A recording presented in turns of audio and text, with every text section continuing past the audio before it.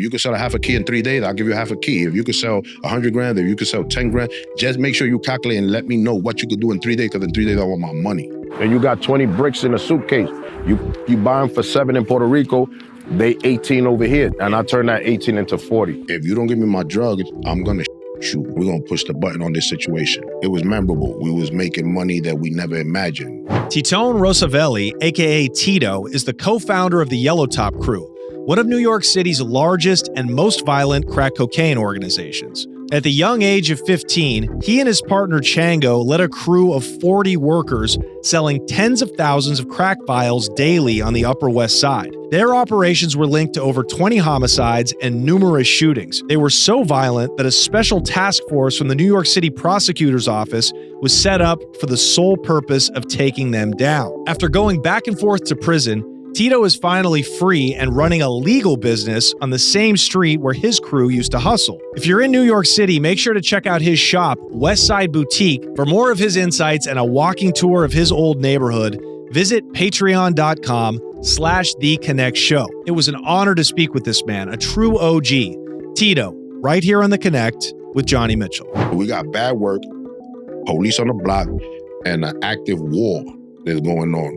I can't wait to get upset to handle something that I need to handle. You understand what I'm saying? So we introduced the level of violence that people hear about. Right before I got locked up, I was gonna get like 7 people hit for a brick. They put out a hit on me, I got shot. I turn around and I see this guy about to take his shot. Boom. I drop. He keep hitting. Boom, boom, boom, boom, boom.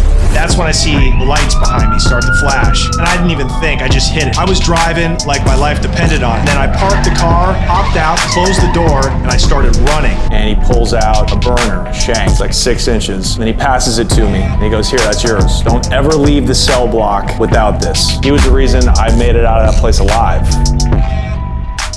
Why do you think you mentioned your father was a heroin addict? Yeah. On and off, right? Yeah. Struggled with drug abuse. Do you feel like the Puerto Ricans were the heroin addicts back then? Yes. At that time, there was the one that was known for that. And Dominicans was known for consuming coke.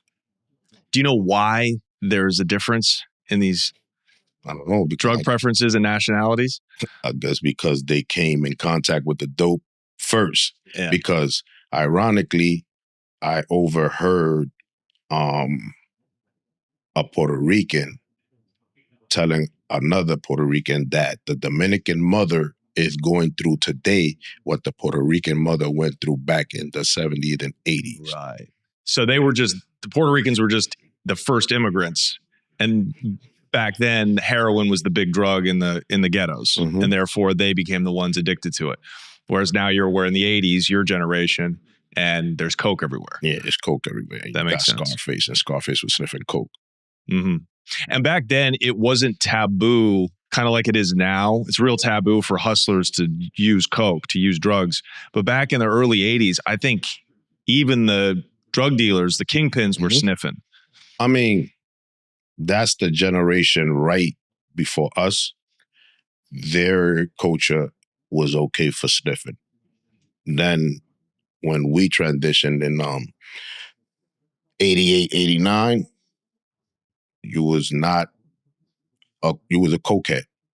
You understand what I'm saying? Yep. So we looked down on that, drug use. If weed was something that we tolerated to an extent, but even that, it was a point, because I started smoking weed late as far as for the hood, you know what I'm saying? Because I started smoking weed when I was 18 going on 19.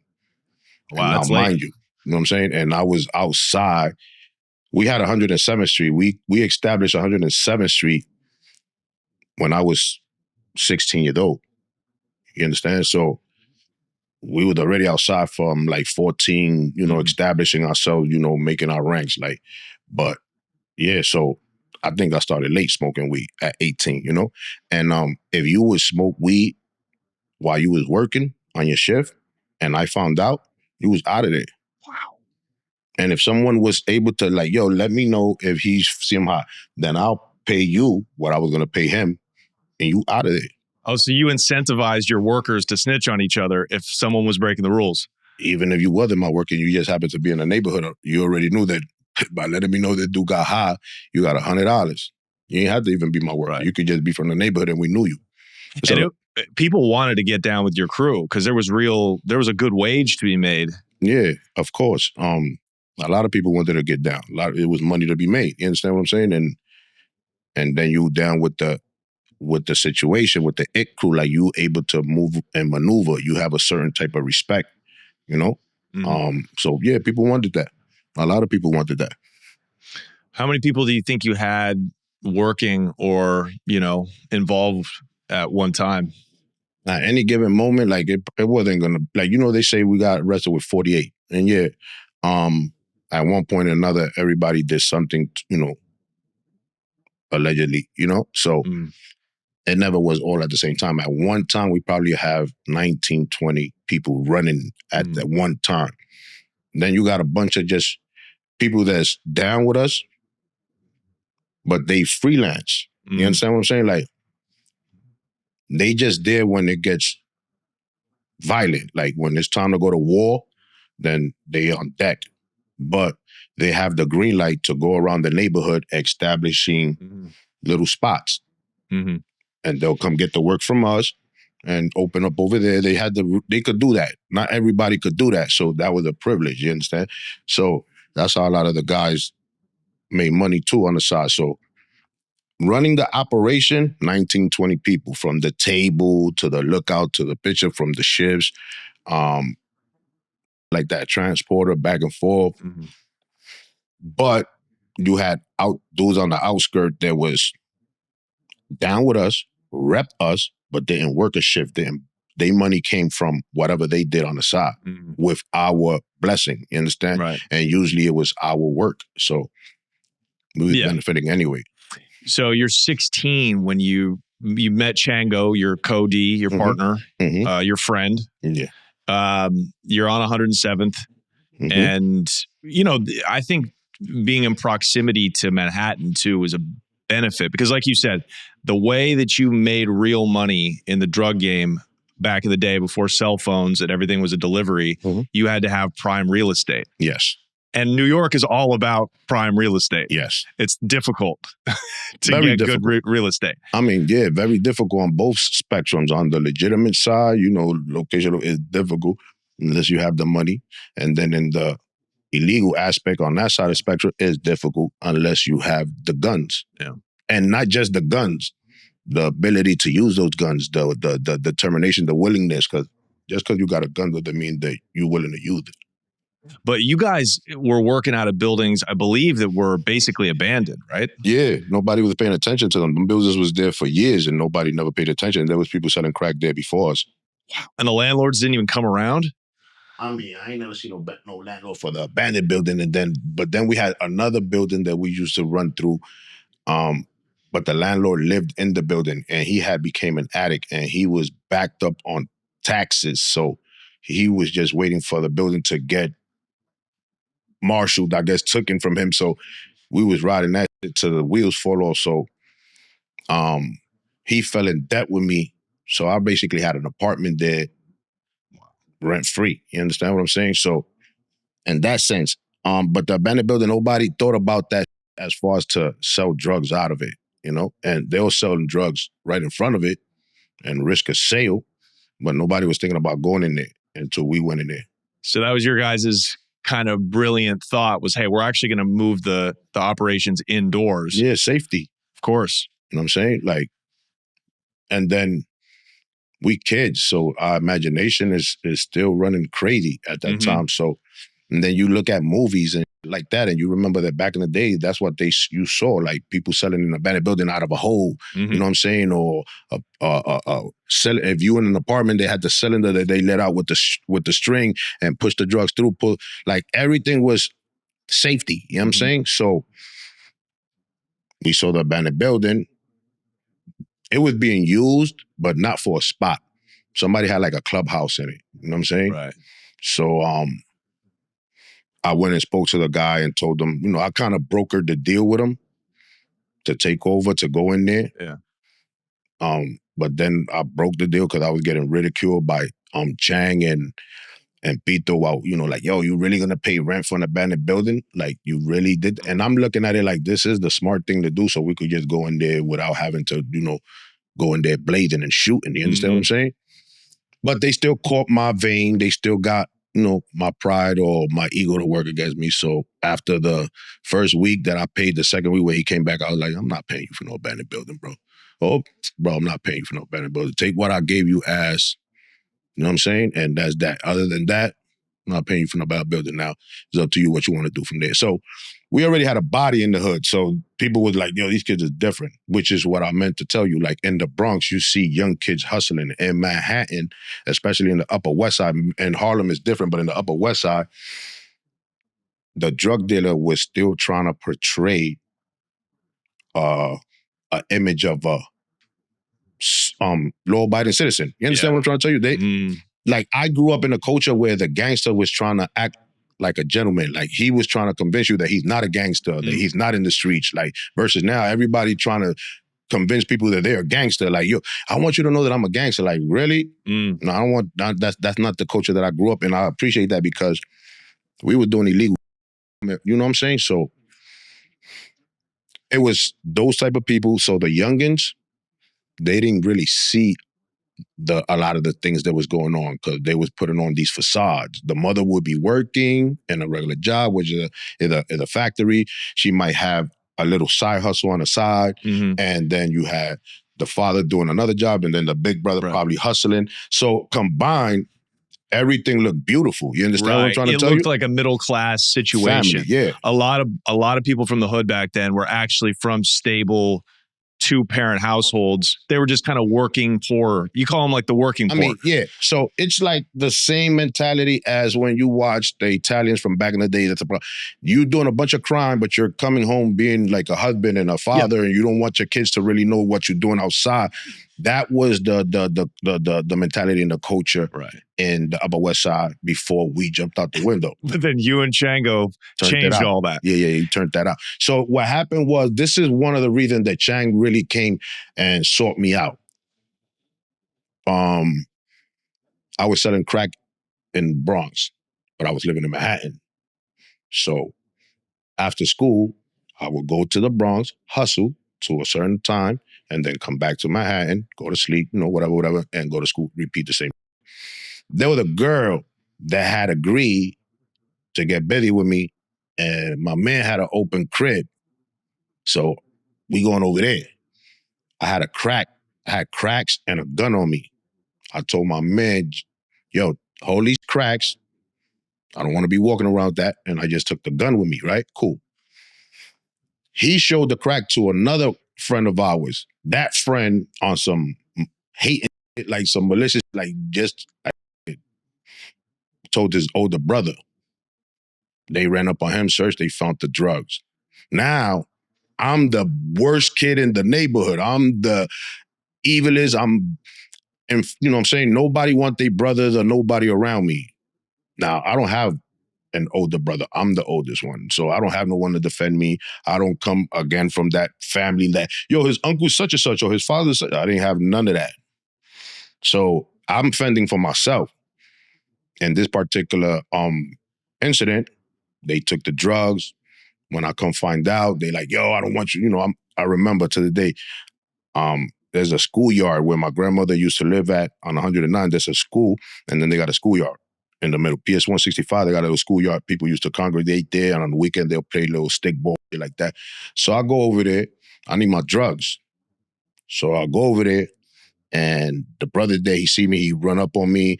He's on me like, yo, I don't want to see with my brother. I'm quiet, listening. And when he finished, I'm like, all right, cool. That's not where's my drugs at, though. You're not getting out of here. You lucky I don't smack you. All types of shit. Like, I'm listening. When he finished, I said, where's my drugs at, though? I need my drugs because I got to pay for that. You not listening? I pulled out the gun. If you don't give me my drugs, I'm going to shoot you. I don't want to see you with him. I got my drugs back. You understand what I'm trying to tell you? And eventually his brother still was my friend.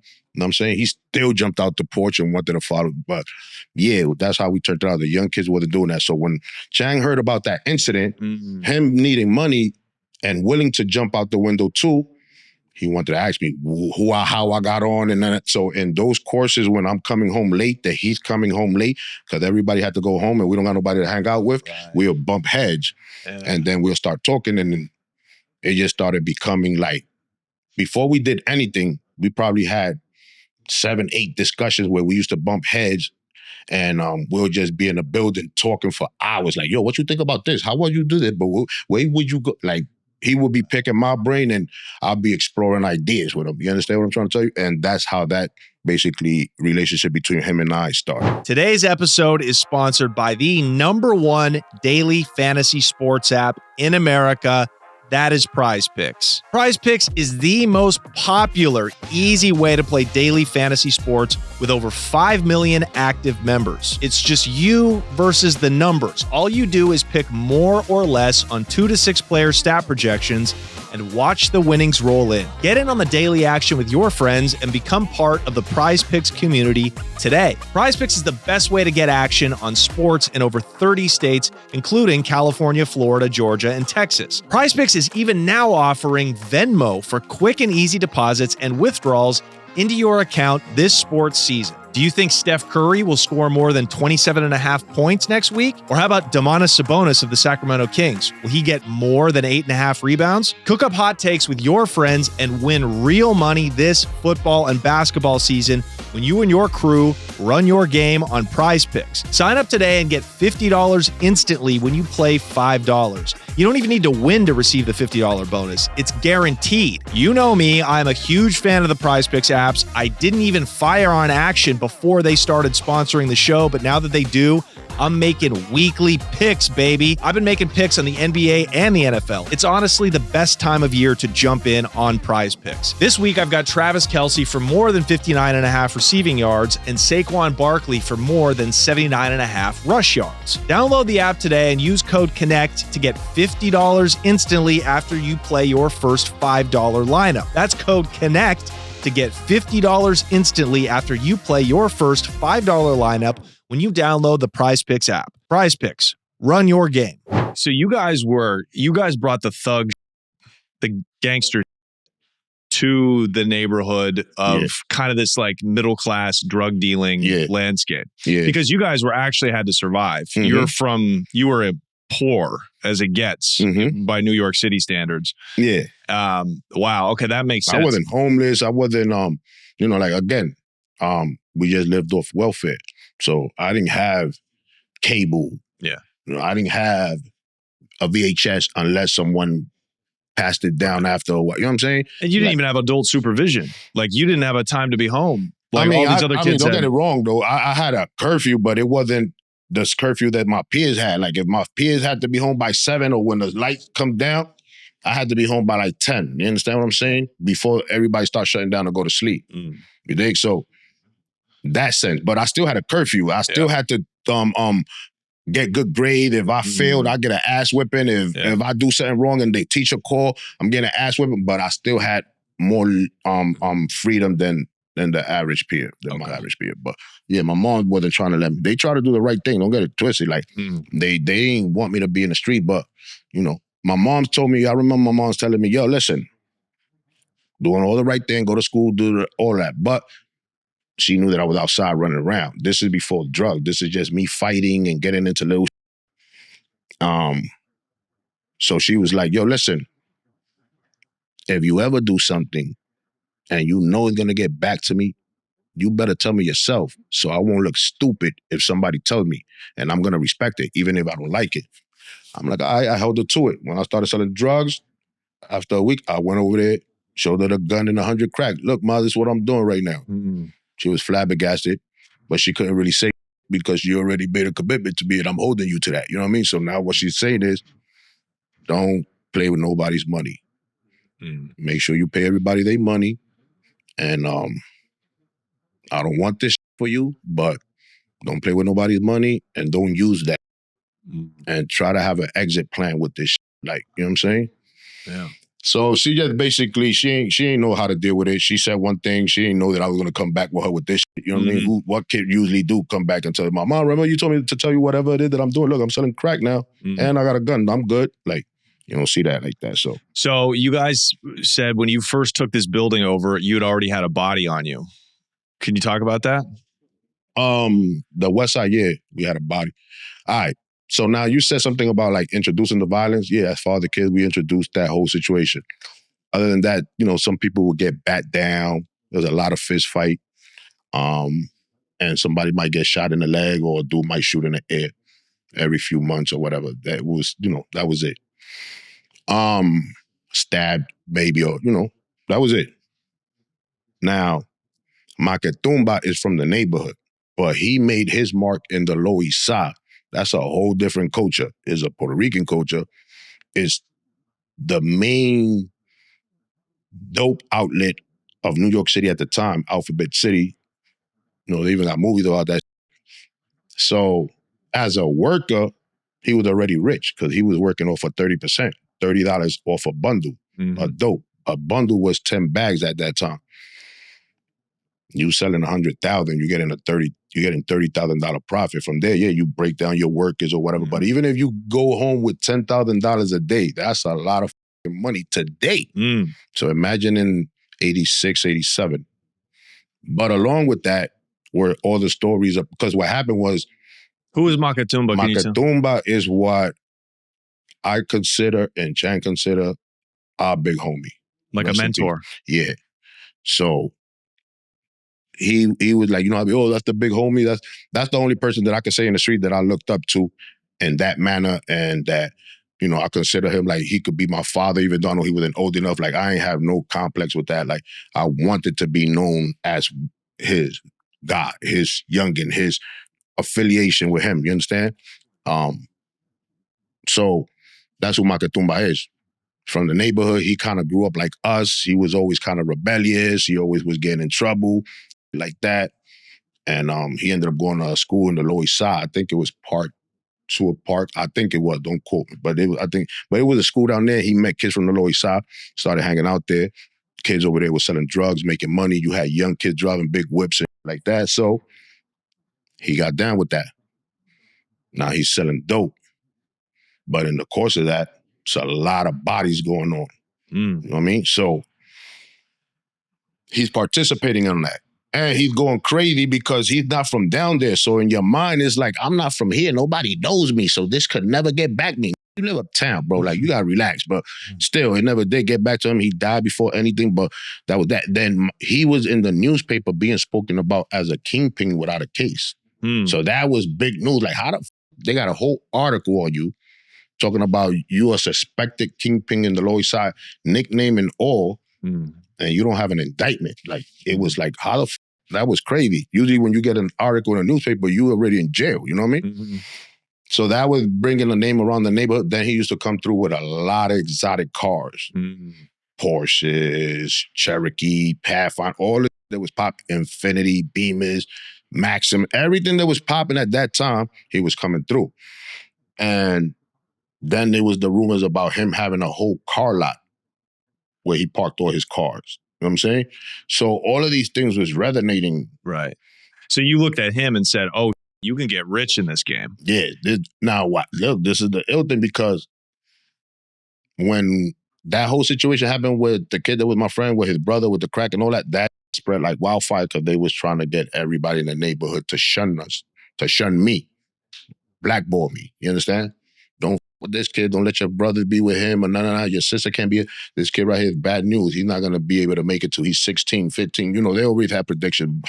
I'm here now still, but anyway, thank God. But when they came to Market, which they also looked up to, because Market is the tough guy. He's putting in work. He's getting money. Like, he, you know, so they trying to tell him like, yo, these kids, Market was kind of impressed by our audacity and our, you know, determination to get some money.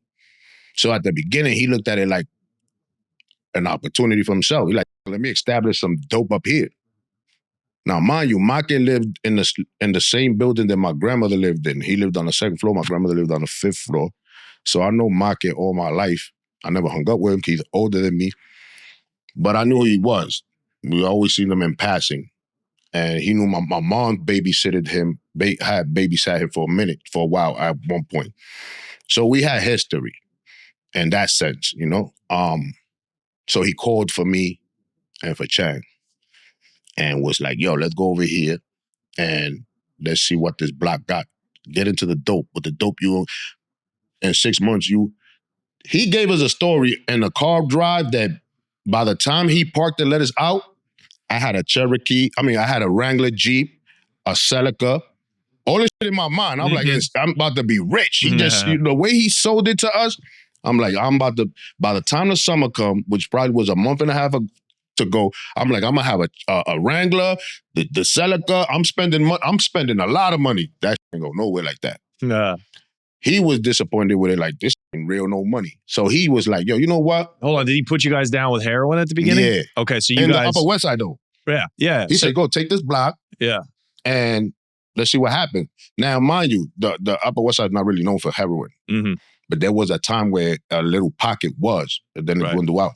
He went to go see. Back then, you would go check a block. How much is this block? Oh, it's $100,000 a day block. It's a $15,000 blade block. Dudes check it like that. So he checked that block. It was $15,000 a day.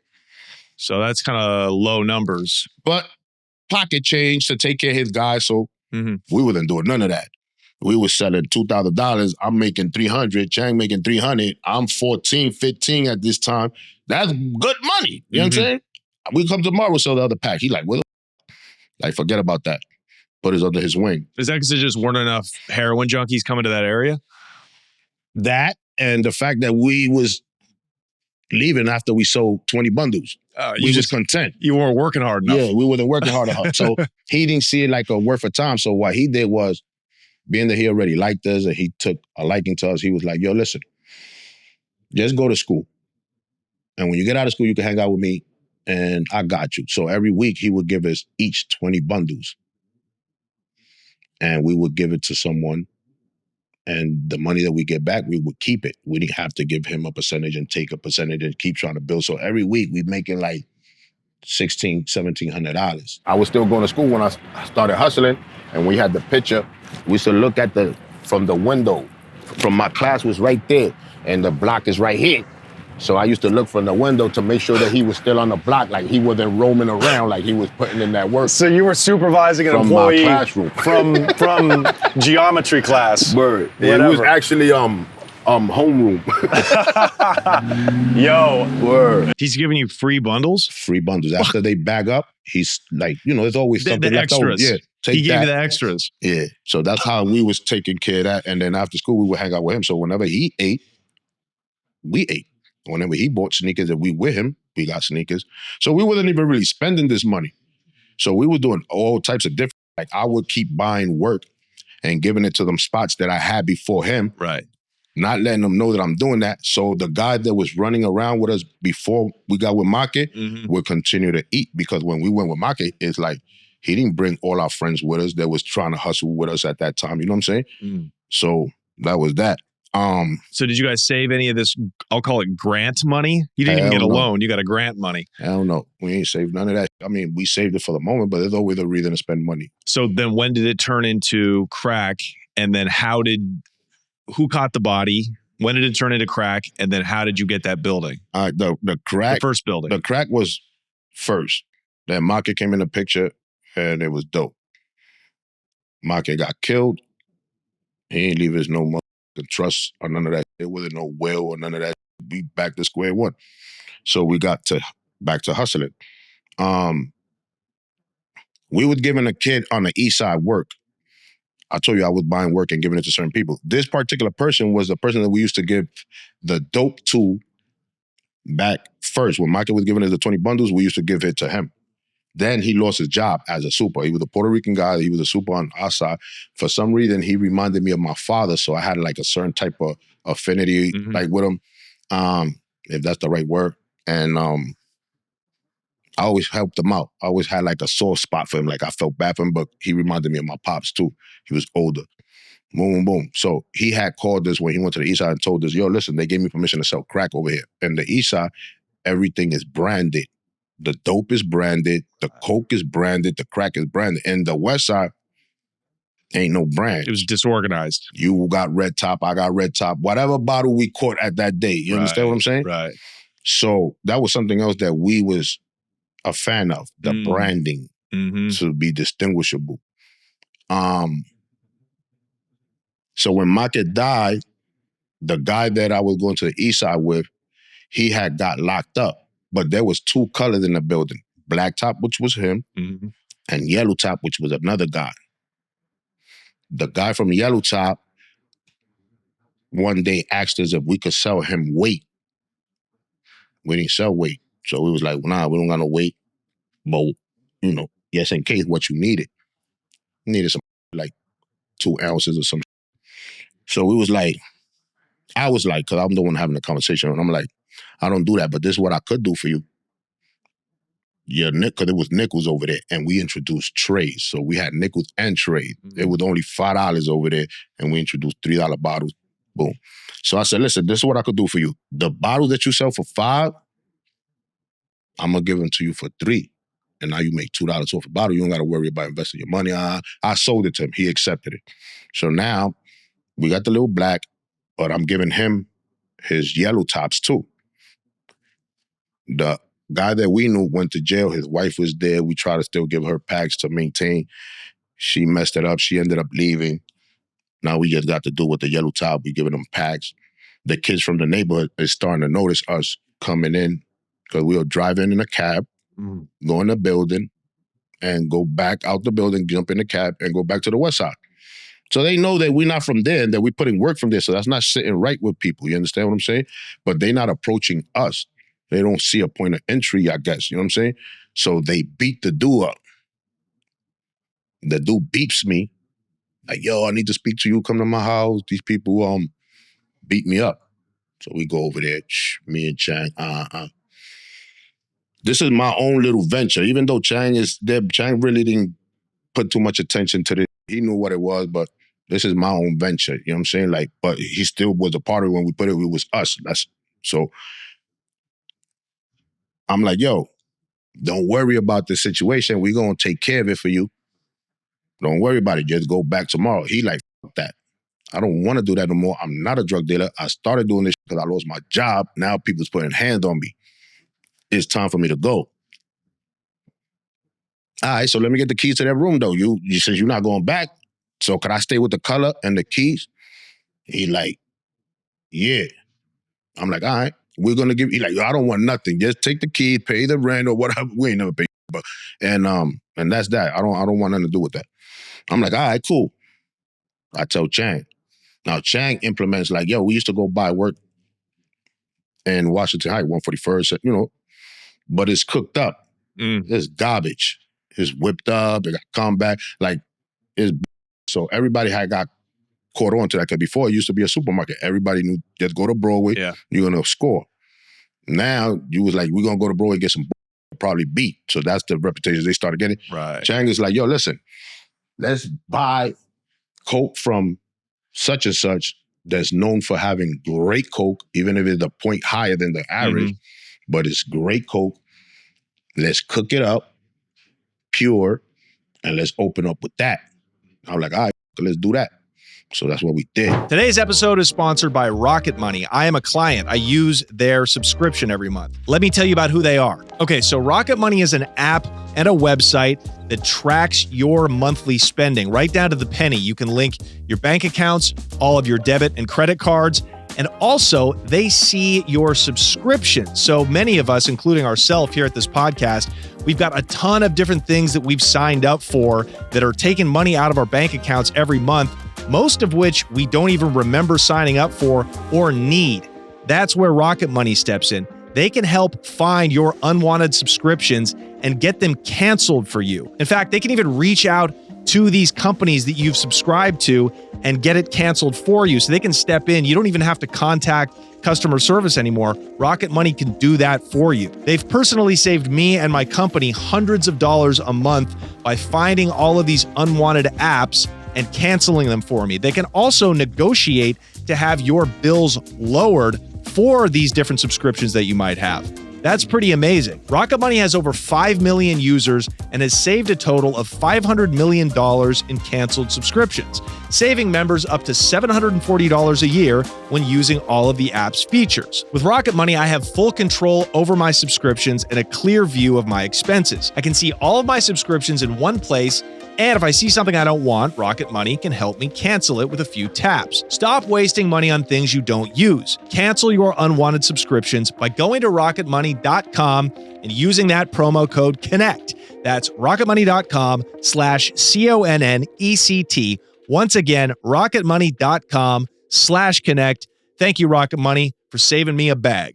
All right, let's get back into the show. So Chang had the Coke Connect. Nah, We just knew a guy in the neighborhood that was known for having great Coke, but they always spoke about how he was expensive. Like if they were selling for 23, he would be selling for 25. Right.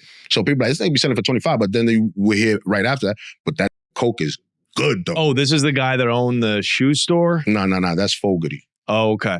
So was that how drug connects worked back then? Like, was Coke so ubiquitous, meaning everywhere, that you would know a guy, like the neighborhood would know that's the guy that has weight, but he's selling bricks for 25,000. So, yeah. I mean, it was so. Was that how it actually was? Because now it's a complete secret, yeah, right? It's a secret. Now everybody has so much Coke that you had people hustling you. Like, I got Coke. I need you to buy this off me. You understand? Right. It was kind of similar to like when it first started getting imported here, according to the movie Blow. The Connect was the customers. Now the Connect was the Coke dealer. The plug was the customers. They wanted to get, like, you remember the dude from the salon, the beauty stylist, the kind of like, you know what I mean? He was a plug because he had a bunch of people to sell to. So he was the Connect. Right. Versus when we were the Connect was the dude that had the Coke. Yeah. So in other words, they almost needed you more than you needed them. There were so many plugs holding wholesale weight. They needed groups like you to get it off. Mm-hmm. Yeah. And then you had groups like us controlling so much real estate. Yeah. So you didn't have too many options to sell that to anybody. No, that's just really interesting because I came up in the era where the Coke, the wholesaler, the plug, the Mexican guy, that was a secret.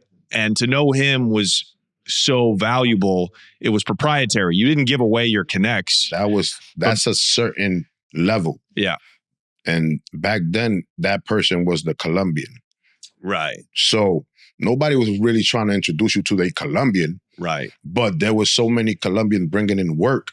Right. That work was everywhere. Right. Everybody had their own Colombian to an extent. You understand what I'm saying? So yeah, the Dominicans were the wholesalers getting it from the Colombians who were the importers. Yeah, the Colombians felt comfortable with the Dominicans doing business in that sense. Because of the language barrier or the language similarities. You can't even say that because you could have dealt with the Cubans. You could have dealt with the Puerto Ricans. You know what I'm saying? So, but I think the Dominicans had the numbers too, you know? What numbers?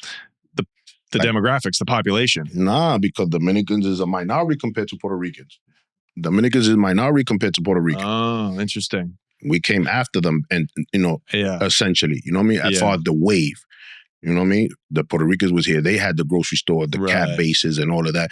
Then, it moved on to the Cuban, or I think the Cubans before the Puerto Ricans, and then the Puerto Ricans, or vice versa, and then the Dominican. Do you understand what I'm trying to tell you? Yeah, I wonder why the Colombians felt comfortable dealing with the Dominicans. Maybe because the Dominicans were really about that.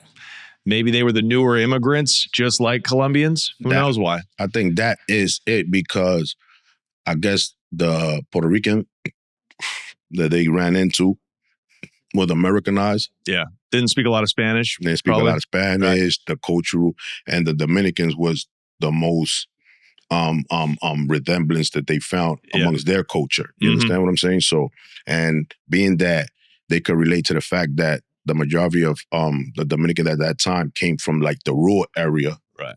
You got them that came from the capital, but not as much. Like the rural area was really trying to rush out of there. Yeah. So they could relate to the countryman, the campesino, as you know, and shit like that.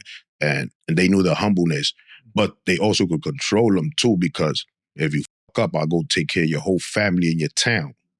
You understand? So it was a way to control too. Right. Yeah. Yeah. Both Colombians and Dominicans were willing to like commit violence that Americans just don't commit because there's so much law enforcement here. Mm-hmm. I mean, that makes sense. Yeah. Okay. I mean, then, but not even though, because you got to understand between the crack wars, it was crazy out here because there were no cameras. That's true. Okay. So now you guys got the spots. You actually, Yellow Top crew started hustling on the east side. And let me finish that real quick. So what happened after you gave me the key, then we went and we bought the work and we cooked it up and all of that. Then we came up with this plan that nobody else is knowing about it in that neighborhood. We opened up at 8 o'clock in the morning. We came into the building at 7 in the morning, had everything situated at 8. Nobody really gets up at 8 o'clock in the morning in the hood. You understand what I'm saying? Unless you're selling dope. Crack is more of a later drug, ongoing. You know what I'm saying? So we did that, and there wasn't nobody there to see it come in that way. By the time everybody came out and started trickling outside, it was a whole different setup, like 9, 10 West Side kids over here that you don't know controlling this. A picture in the building, there's a kid in the window with a Mac 10, you know what I'm saying, just swinging it, waiting for somebody to get stupid. And we outside with bikes and, you know, Chang doing his fly, sitting on a milk crate reading the newspaper, or at least acting like it, I don't know. But that was the scene. So imagine you waking up and you got all these people set up here, like they've been here forever, but you never seen these individuals. So that shock factor right there kept them off balance. And they was basically off balance until the city shut us down. When the city shut the building down, like they put gates and closed it down because it was running too rampant, because it was a single room occupancy building, like it was rooms. And we was running around like New Jack City, kicking in. Whenever somebody moved out the room, we'll kick the door and switch the lock. And nobody was really going in there to try to demand rent. So we had like 5, 6 rooms. You understand what I'm saying? So we running rampant on that shit. And the coke was bomb? We was killing them. We took over that whole situation. We was doing like at 15 and that summer, me and Chang celebrated each stacking $100,000 each after all expensive, like in 3-4 months, stacked right there. And not counting all the money we ran through, all the OJ, because back then it was more OJ. Before we started driving, it was more OJ, but it's $25 an hour and we taking this shit for the whole day. What is OJ? Cab, a taxi. Okay. So with the music and the rim, we in the whole day, $25 an hour. And now are these yellow tops that you're selling out of this building? Now we selling yellow tops out at that building. And it's $3 bottles. $5 bottles. And you already have people working for you. Yeah, we got the team. Shooters. We got a pitcher, we got a shooter, we got the lookout, we got a team. You got somebody like driving the customers in, like letting them know. We got a person out front, which is the lookout, which is also yelling out yellow, letting the customers know. But we didn't have to do too much of that because once the first wave tested the work, it all spread it. Right. Now everybody's rushing the building. Did anybody from the east side try to run up on you? Nah. At the end, and it wasn't even running up. If it wasn't because the city shut the building down, we probably would have still been there. You know what I mean? But they had dudes that was locked up, like when we set up and came home, like they hope, and like, yo, wait till such and such come home. And then son will come through and try to like feel us out and realize like, we not trying to hit none of that. We're going to go all the way with it if you put us in that route. So they'll try to befriend us and be cool with us and try to get down with us. You understand what I'm saying? But wow. I mean, at 15 years old, dude, I mean, like, what are white boys in Portland, Oregon? When I was 15, we were like lighting our farts on fire and giggling and talking about how, oh, dude, I finger banged a chick and high-fiving. You guys were menaces. You were crack kingpins. At 15 years old, not even old enough to drive a car, dude. Yeah, I wouldn't say menacing because... Well, you're tough, though. I mean, yeah.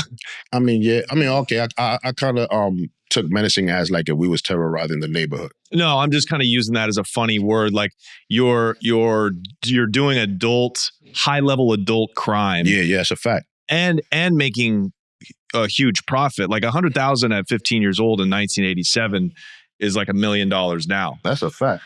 So you're already what we call hood rich at 15. The building gets shut down. So you just move it over to home. Now we're going to the west side. Now you're going back home, 107th. Okay, so. But we already caught the body, which was what you was asking. Yeah, go ahead. Can you? Because what happened was Maka got killed. Yeah. The person that we started buying the coke from, that had the good coke, had a lieutenant, a worker that he trusted, that he gave him a little bit of authority to make decisions. And that guy took the chance on us and gave us a brick of cocaine on consignment. So the fact that he took the chance on us, we was aware of that. So we appreciated that. Yeah. So we was making, all of us was making money. Now, before we started working with them, they had put out a hit. That little organization put out a hit on what people know as Sammy Santana. Who's that? One of the bodies, the first body that we got. So they put out a hit on him. The people came, he didn't die. They shot him up, but he didn't die. So these people are petrified. They know he's coming back with a vengeance. He was known to be supposedly one of the henchmen for a guy named Calderon from the Bronx that was extorting people on Brooks Avenue and all of that. He was charging rent out there. So that was a big feat, because that's a big violent neighborhood. So for you to charge rent over there, you really had to be extremely violent. You understand what I'm saying? Uh-huh. He was supposedly one of the henchmen. I don't know how true it is. That's what people would say. So now they, like, when this dude come out, they know he's coming. So they scared. So they trying to get somebody to clean up the act. Being that we ran with Maka is known for being a gun boy and all of that. They already thought that we had participated, and we didn't say we did it. So when they asked us if we could fix that situation for them, we were like, yeah. But we was walking them, you know what I'm saying? Until the dude said something that made us feel like now we have to really expedite this. You understand what I'm saying? Because it's going to affect us. The dude used to go to school with my mother. Now think about this real quick before I say it. Imagine you in the 8th grade. Okay. And I'm pretty sure you know female classmates there that you used to bug out with and joke with or whatever. Y'all was cool. And so picture that girl and think about that. In the future, 5 years later, she's going to have a kid that down the road is going to be responsible for your murder. That's kind of ill, right, when you think about it like that. So yeah, this dude felt that, I guess he thought he was doing the right thing. And he told my mother, which was his classmate at one point, and he knew, listen, your son is hanging out with these people that did this to me. Everybody know they did that to me, and everybody know that I'm coming. If your son happens to be there when I come, he's leaving too. He could have just said, yo, tell your son to stay away from them because, bro, I felt offended. So that's when I was like, you know what? Nah, we're going to push the button on this situation. So one of the guys that we had with us, and that was his calling. He wanted to be a shooter. This was your opportunity to see if you were the shooter. Even though he had caught something before that wasn't confirmed, but I performed. And that was the first body that we participated in the hood. Like, you know, we just planned it out. Like, oh, I'm going to be here with the bike. I'm going to pull the car right here. You hit him from here. You pass it right here, and et cetera. So, and it was a success? You killed him? Yeah. Where was it? What, did the body happen? The hit, yeah, where'd the hit go down? In front of a barbershop between 109th and 108th and Amsterdam Avenue.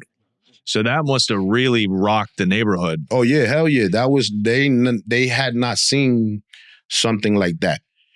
Not saying that people haven't gotten killed, but it just probably happened that they was gunning for this dude and they happened to catch him in our vicinity. It wasn't a domestic body, as so to speak. It wasn't something that was in-house like, oh, we know who did this and this is, you know what I mean? It's like an organized crime hit.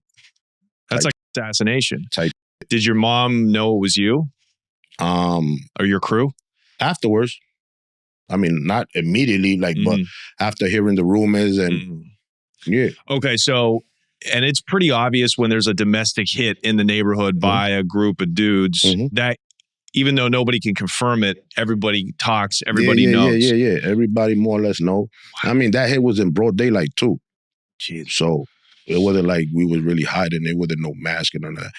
It was just, I know you was here. You know that I was here, so shut up. But nobody was really trying to talk anyway. You understand what I'm trying to tell you? So we were in years. So now you guys are like official. Yeah, but now mind you, that body happened while we were still on the east side. So now when the east side got shut down, when we came back to the west side, it wasn't a problem for us to go shopping for real estate over there. You understand what I'm saying? We was just looking for somewhere that was going to be beneficial. But since we used to hustle on 105th, like that's where when we was freelancing crack before we got down with market, everybody was more or less between 104 and 106 in Columbus, up and down that little strip. So I would go out there, we would buy work, a half an eighth, 62 grand, me and Chang, and we would take turns pitching the bundle. Like I'll pitch a bundle, he look out, and then he'll pitch a bundle, and when we finish all the work, then we split the proceeds and, re-up, et cetera, et cetera. So we was doing that. And then market came in the picture. But in the course of market coming in the picture, there was some guy in the neighborhood that used to be hustling also. There's a bunch of people hustling, but these is guys that grew up here. The majority was immigrants, Hicks, that came from DR, et cetera. They were the majority hustling up and down the strip. And you had a few people from the neighborhood that was hustling, you know what I mean? So right.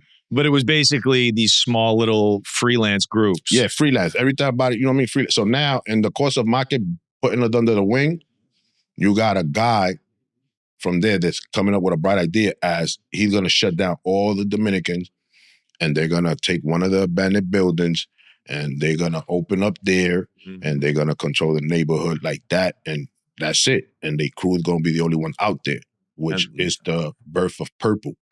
Right. I don't know if you heard of it before. And that was your competition, right? Yeah, they was the competition. At first, they wanted to recruit us. We was like, not working for you. Even because everybody's older than us. We're competing with people that's 7, 8 years older than us. You got to understand that. Well, I'm outside at 14. These people is 21, 20. You understand what I'm trying to tell you? So I'm competing with that. Yeah. So these guys are like, yo, we're going to put you to work. We're like, not working for you, bro. Like, you bugging out. Then Market comes in the picture. We hang out with Market. Then Market gets killed. We back to selling drugs. We in the east side. They over there. They made their spot Purple. They cleaned everything up and they got a thriving spot. Now, when the building shuts, we go back. One of my co-defendants, he goes, when we go back there, we go right back to 105th. Disregard that they just cleaned that up. He puts a grand opening sign from the supermarket, from one tree to the light pole, and we just sat there with a milk crate and was like, we open. So the dudes is looking at it like, oh, this is about to go crazy right now. So when the owner of the spot came, he pulled me to the side. He's not no sucker. He ain't soft. He just understood that this is not going to be good for nobody. We're going to lose more than we win. Even if I win or get you or you get, there's no win. So he's telling me, listen, bro, it's not fair that y'all did this. Y'all already know that we established this. Y'all could go anywhere else. I'm a reasonable dude. I know how to see how they, So I'm like, you know what? You're right. So we're going to go to 107. And we went to the 107. And what building did you select and why? What the first spot? We just went on the streets at nighttime next to the building. And then after that, like within probably like 2 weeks, we were already inside the building, the abandoned building, which then fell. And even going into that, people try to give us some type of resistance. You know what I mean? Like, yo, you can't hustle here. We're like, you bugging. I'm not trying to hear that shit. I remember coming down with a sawed shotgun, sitting on that, like if it was a chair on the corner. Like, tell me who said I can't work out here? Bugging. I went to this school. My mom happened to have an apartment here now. You can't tell me none of that, which is not the same excuse that I'm going to accept, because when dudes told me, oh, I live there, I say, go get your lease and show me where it says you can sell crack on that. You know what I'm saying? You could live up there and sleep, but you can't sell no crack out here. So how did you consolidate all of that into the building? Did you have to shoot anybody else, or was your work so well marketed and so good, meaning the quality of the crack was so good, you just took everybody's customers. Now, because at that time they were selling $10 bottles because it was just coming down from a drought. Mm-hmm. So when the drought comes, the work gets more expensive. Of course, well, we probably sold at 5, they selling at 10. But when the drought finishes, people try to still keep that extra 10, because the customer don't know when the drought went out, but we do. So we f***ed everybody's price up and started selling for $5 what they were selling for 10. That automatically brought a crowd to us. You understand what I'm saying? And no, I'm lying. That wasn't the first. We did buy one, get ones. And that brought the crowd to us. And when they seen what it was, and the fact that we were so consistent, like you could come there and that you're going to find the spot open. Mm-hmm. Versus you coming from over there and homeboy might be there or not. Yeah. So that was another thing. You could walk from wherever comfortably knowing that when you get there, you're going to be able to make a purchase. It's going to be good work. Mm-hmm. You're not going to get robbed. Yeah. So that's what basically distinguished us. Even when we was doing war, like when we had war with other crews, mm-hmm. they can't with us because we're in an abandoned building. We on a hill. We're going to continue to hustle while we shooting up your block. And your workers don't want to be out there no more because who want to get shot? Mm-hmm. They don't got the same type of protection that we had. So that was another thing that kept us strong in the hood. So it probably didn't take long. As far as what? Getting all the customers because you're under. Immediately. Once they seen the buy one, get one, and they came and then they realized that it was good work, then you start getting people from all type. Because what happens is we wholesaling to the hood mm-hmm. at a minuscule level. Mm-hmm. So you got people from downtown coming uptown, buying our work and taking it downtown and selling it for $5, $10. You understand what I'm trying to tell you? So not only are we getting those that are using it, we getting people that making money off this. Buying $3 bottles uptown and going downtown and selling them for $5, whatever. 10, but I would say 10, but to be safe, 5. They still making money. Mm. So they coming up buying 200-300 bottles minimum. You understand what I'm trying to tell you? They reeing up. Okay, so what did that flow look like? What is an average day in just that building? If you were making, $100,000 in 3 months on the east side in that SRO building, what is 1 week? What does 1 day and 1 week look like on 107th Street for you guys? It's not that I made 100,000 in 3 months. I saved up 100,000 after fucking up a lot of money. Right. Okay. Because the problem with us is not making money, is the money management. Uh-huh. Usually that's the problem with the majority of us. We don't have financial literacy. You understand what I'm saying? So if you don't have someone that do, you're just gonna be money up. You understand? So the West Side, that particular, because in a day we could probably push 4 or 5 bricks throughout the neighborhood in different things. But that main spot, we was doing at least 2 bricks a week just there bottled up. You understand? So that's looking like 250, 300 grams just in that spot bottled up daily. At the worst case scenario, we doing a key a week. But that's still a $20,000, $21,000 profit after paying the table, the pitcher. Mm-hmm. And that key 1,000 grams is broken down. How many bottles of crack is that? Like Chango said, like 30 to 40,000, right? Depending on what you're selling. Mm-hmm. When we were selling deuces, I'm asking for 20,000 bottles back, but they bagging up 22,000. But that was that we used to let them keep their little extras, something like what Market did with us. So besides getting paid for bagging up, you can also keep the extras. You understand what I'm saying? So there you go. You got 2,000 bottles to split up amongst y'all. You know what I'm saying? Yeah. And like that. So and that particular, then it might be something that we're doing bigger. So it all depends what the price range is of what we're selling at that moment to determine how many bottles or whatever we bag up. And so now you got one spot moving, one abandoned building. When did you get your next piece of property? See, all our other property came about, it was already there. Mm. And we just switched suppliers. You dig? So we was the first young group to come outside. After us, there was other young groups that came out. We opened it up. We turned the hood out, as they say. We started a whole different type of situation where now young kids is out there hustling and people is starting to accept it. It's becoming conventional now.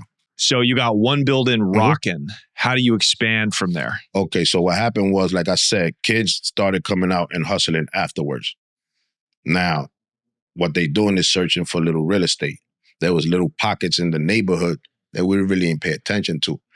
This particular situation that happened when we took over most of the like the neighborhood with the crack, the building collapsed, the abandoned building collapsed. When the police got tired of dealing with the building because they couldn't get us, you know what I'm saying? They tried quite a few times to get us and they never could. So the last solution was to put cinder blocks through all the windows and seal up the building. All right, cool. We just told the workers, leave this window open, that window open, boom, boom, boom, and we paid them. So we still had access to the building. They kind of fortified it for us, if anything. Now, the weight of them cinder blocks, nobody took them into account. Now, they put all these windows, brand new cinder blocks. This building been there for over 10 years, abandoned, just holding the ceiling and all that, being rained on and all of that. This wood is eroding. I know that in hindsight. Back then, I'm not thinking. So luckily, we used to work from 6 o'clock in the evening to 6 in the morning. We didn't like working in the daytime because that's when all the police and all the sales come down. So we used to push everybody else to the daytime. You could hustle in the daytime. At nighttime, when we come out, everybody shut down. And whatever other spots that was out there, like I told you, you had to sell for $3 if I was selling at $2. Okay, cool. Interesting. So you let the independent dealers hustle during the day as long as they sold for higher. No, in the day, you could sell for whatever you want. Okay, I see. The night was prime time. Right. That's where people want to be at. You could hide in the darkness. You understand what I'm saying? You could see police coming in. Right. Like that. And you have more users out because it's coke. It's a nighttime drug. Yeah, I mean, that too. But, crackheads are always getting high. And whenever they trying to get high. That's so interesting. So you guys actually allowed people from outside of the crew to get money during the day, take the risk, keep the customers in the neighborhood. So keep it as a crack strip. But then at night, we're going to take the real money. I mean, I didn't even look at it like that, but it makes a lot of sense the way you put it.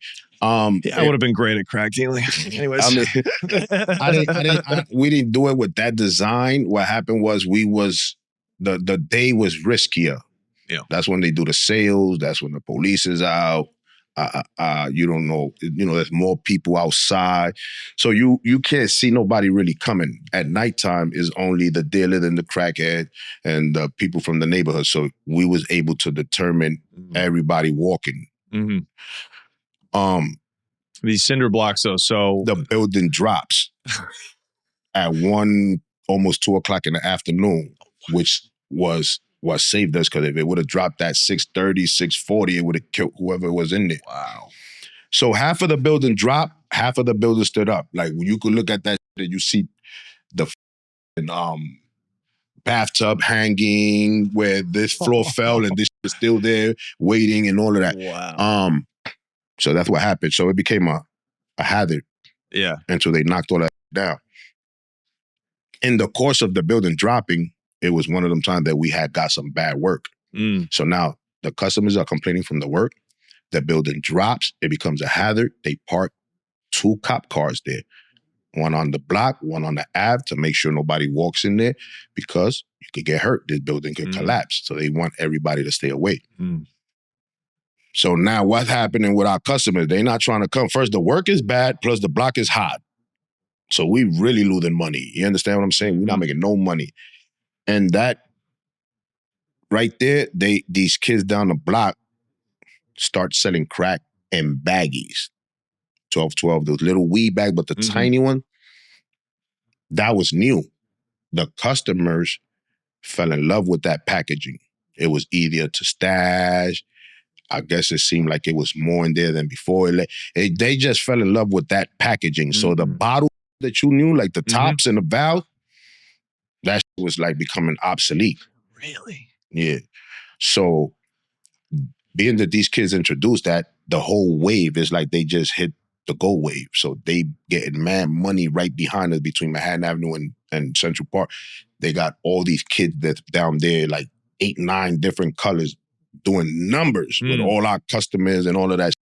And everybody else that's hearing about this new packaging, they killing them. They start buying mad guns. But we're dealing with this situation up here, plus we're going to war with Red Top also at the same time. So we got bad work, police on the block, and an active war that's going on. Because we chasing out these dudes from a block next door to us. But I'm like, all right, don't worry, I'm gonna go handle that down there. Because now they buying guns, they shooting it up. When we walk down there, like to the store, they yelling, they color out more than they have to, but it's like letting us know that they out there. Like, that's still a disrespect. You think I'm a crackhead, you yelling out your... But we like, all right, we're gonna go, we're gonna handle that when the time comes. Sure enough, building got cleared. I took their packaging. How did the building get cleared? They cleared it out. They demolished the rest of it, which is now a garden. Okay. They demolished it. They cleared it out. It wasn't no more risk factor. Now we just had to find a way how we're going to sell our drugs now, which, we just took another building. The kids down the block, now we took their packaging idea. They were selling it for $5. Now we selling it for $3. You can't sell it for $3. I don't give a f***. So now we took all our customers back. Using those 1212s? Yeah. Those little baggies? Yeah, okay. I just found a way to bag it up. Wow. We're going to make, if you're making, let's say, for example, if you're making $400 off an ounce, we're going to make $200. But we're going to sell triple the amount of ounces that you sell. You know what I'm saying? So it's going to make up for it in the volume. You know what I'm saying? Mm-hmm. So I happened to get sick too, right? In that whole course, and I stood down. So in the course of me staying down, I was a big fan of old school mafia movies. So I'm looking at Mobsters with Lucky Luciano, Meyer Lansky, and how they came about and put the 5 families together. I don't know if you're familiar with that movie. So I basically did a mobster move with them. Went down the block, took them over to Central Park. Yo, come on, let's go. I was smoking weed now at this time. This is already 18 years old. Yo, let me holler at y'all. Go to the park and basically gave them a deal that they couldn't refuse. I was like, listen, y'all out here hustling. Y'all buying work from the Hicks. The Hicks don't give a fuck about y'all. Y'all just a customer. I'm going to give y'all the same work on consignment for the same price, or maybe a point higher, but at least with me, y'all just with somebody that y'all got a team. If you don't take the work, then that means that you don't like me. That means that you're going to let somebody walk past you up the block to do something to us, even if you overheard them saying it. So you can't be around here anyway. So who's down with us? Everybody was down. All right, cool. Just let me know what you could do in 3 days. I don't give a fuck if it's 1 gram. Calculate what you could do in 3 days, because in 3 days, I want my money. And that's how it was. Every 3 days, I go down the block, everybody disperse, bring me back my money. And that's how those blocks started coming around. And then I see. If usually these blocks that we was controlling, I wasn't really making money. I just was putting my people in position. Like, oh, you want to do that? Go take that block. And they'll go over there and be like, yo, they said that we could do this. Boom. And they'll splat.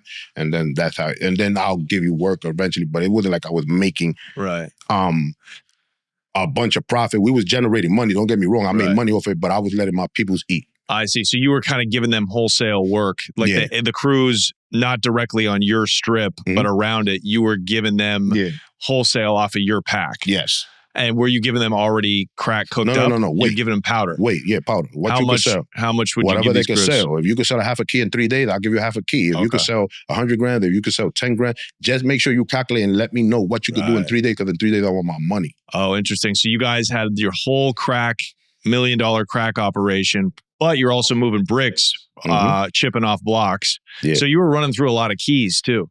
Yeah. I didn't realize that. At the end, because we wasn't never really on that weight. But once I did that move, and it wasn't like we was just wholesaling to everybody. We was just wholesaling to those people in our neighborhood, in our vicinity. Yeah, like our turf. You know what I'm saying? Whatever because we controlled from 106 to 110, from Central Park West to Riverside Drive, whatever had to do with crack, we had something to say. From 106 down to 100th Street over there, that was Purple and shit like that. And then the guy did a project. But then we had Amsterdam, 105th and 4 and 3rd, which was Red Top. But then after Jose Luis and Trimblin was murdered, we took the block. So we had that area also. So we had like basically from 103rd in Amsterdam going all the way into our neighborhood. And then when it crossed 106th, we had the 5 avenues running back and forth like that. How many crack crews do you think existed in New York at this time like that? Hundreds? Yeah, hell yeah. Hell yeah. This is a very familiar story. The only difference is, besides the that we were so publicized, is that we were so young doing this. Usually we had young dudes selling drugs, but they was part of an organization. You never really had young dudes running the organization. It's funny because, there was a kid that came up and he was explaining himself to me. Like, yo, this, and that. He just wanted to make sure that I understood that he didn't mean no disrespect, even though I wasn't thinking about that. But once he spent off, one of my co-defendants that was there, that he was like one of, he's one of the shooters. But now we older, but there's a lot of us that's still around. If we go uptown, you'll see. But he's like, yo, T, what old timers did we give that type of respect to that we looked up to? I'm like, I don't mock it, but he's like, nah, but I'm saying from out here. I said, bro, the old timers was asking us for permission to do like, you know what I'm saying? Like, wow. We didn't really have that opportunity because they was coming to us to get our blessings on what they wanted to do, So is that because you guys had the bodies on you, or you hell yeah. We had the body, we had the money, we was very, well, you carried yourself in a certain way too. Yeah, I'm that's sure. a fact. Wow. So you were 15. What years are these before you guys fell? 15 years old to how old? At 15, in 89, I was 15. In 90, I was 16. In 94, we went to jail. Right. So what do you think the height was? What do you think, looking back, what year was like the golden year? Every year had its moment. You know what I'm saying? It's like, I don't know, you familiar with Fat Joe? Of course. Like they say, like every summer he's good for a hit. Mm-hmm. So we kind of had a hit every year. Right. Like we always had a moment of that was memorable. Like, You know what I mean? If you're talking about 90 when we went to the East Side, it was memorable. We was making money that we never imagined. We put $100,000 together each at that age. You know what I'm saying? We made way more, but to stack that, the first 100 that we stacked up was like, oh, $100,000. Right. So, do you remember when you made your first million? Well, we made our first million when that 100,000. You understand? But to stack it up, a whole million for me, we spending too much money on lawyers and guns and cars and mistakes. So, but at any given moment, we had $200,000-$300,000. You know what I'm saying?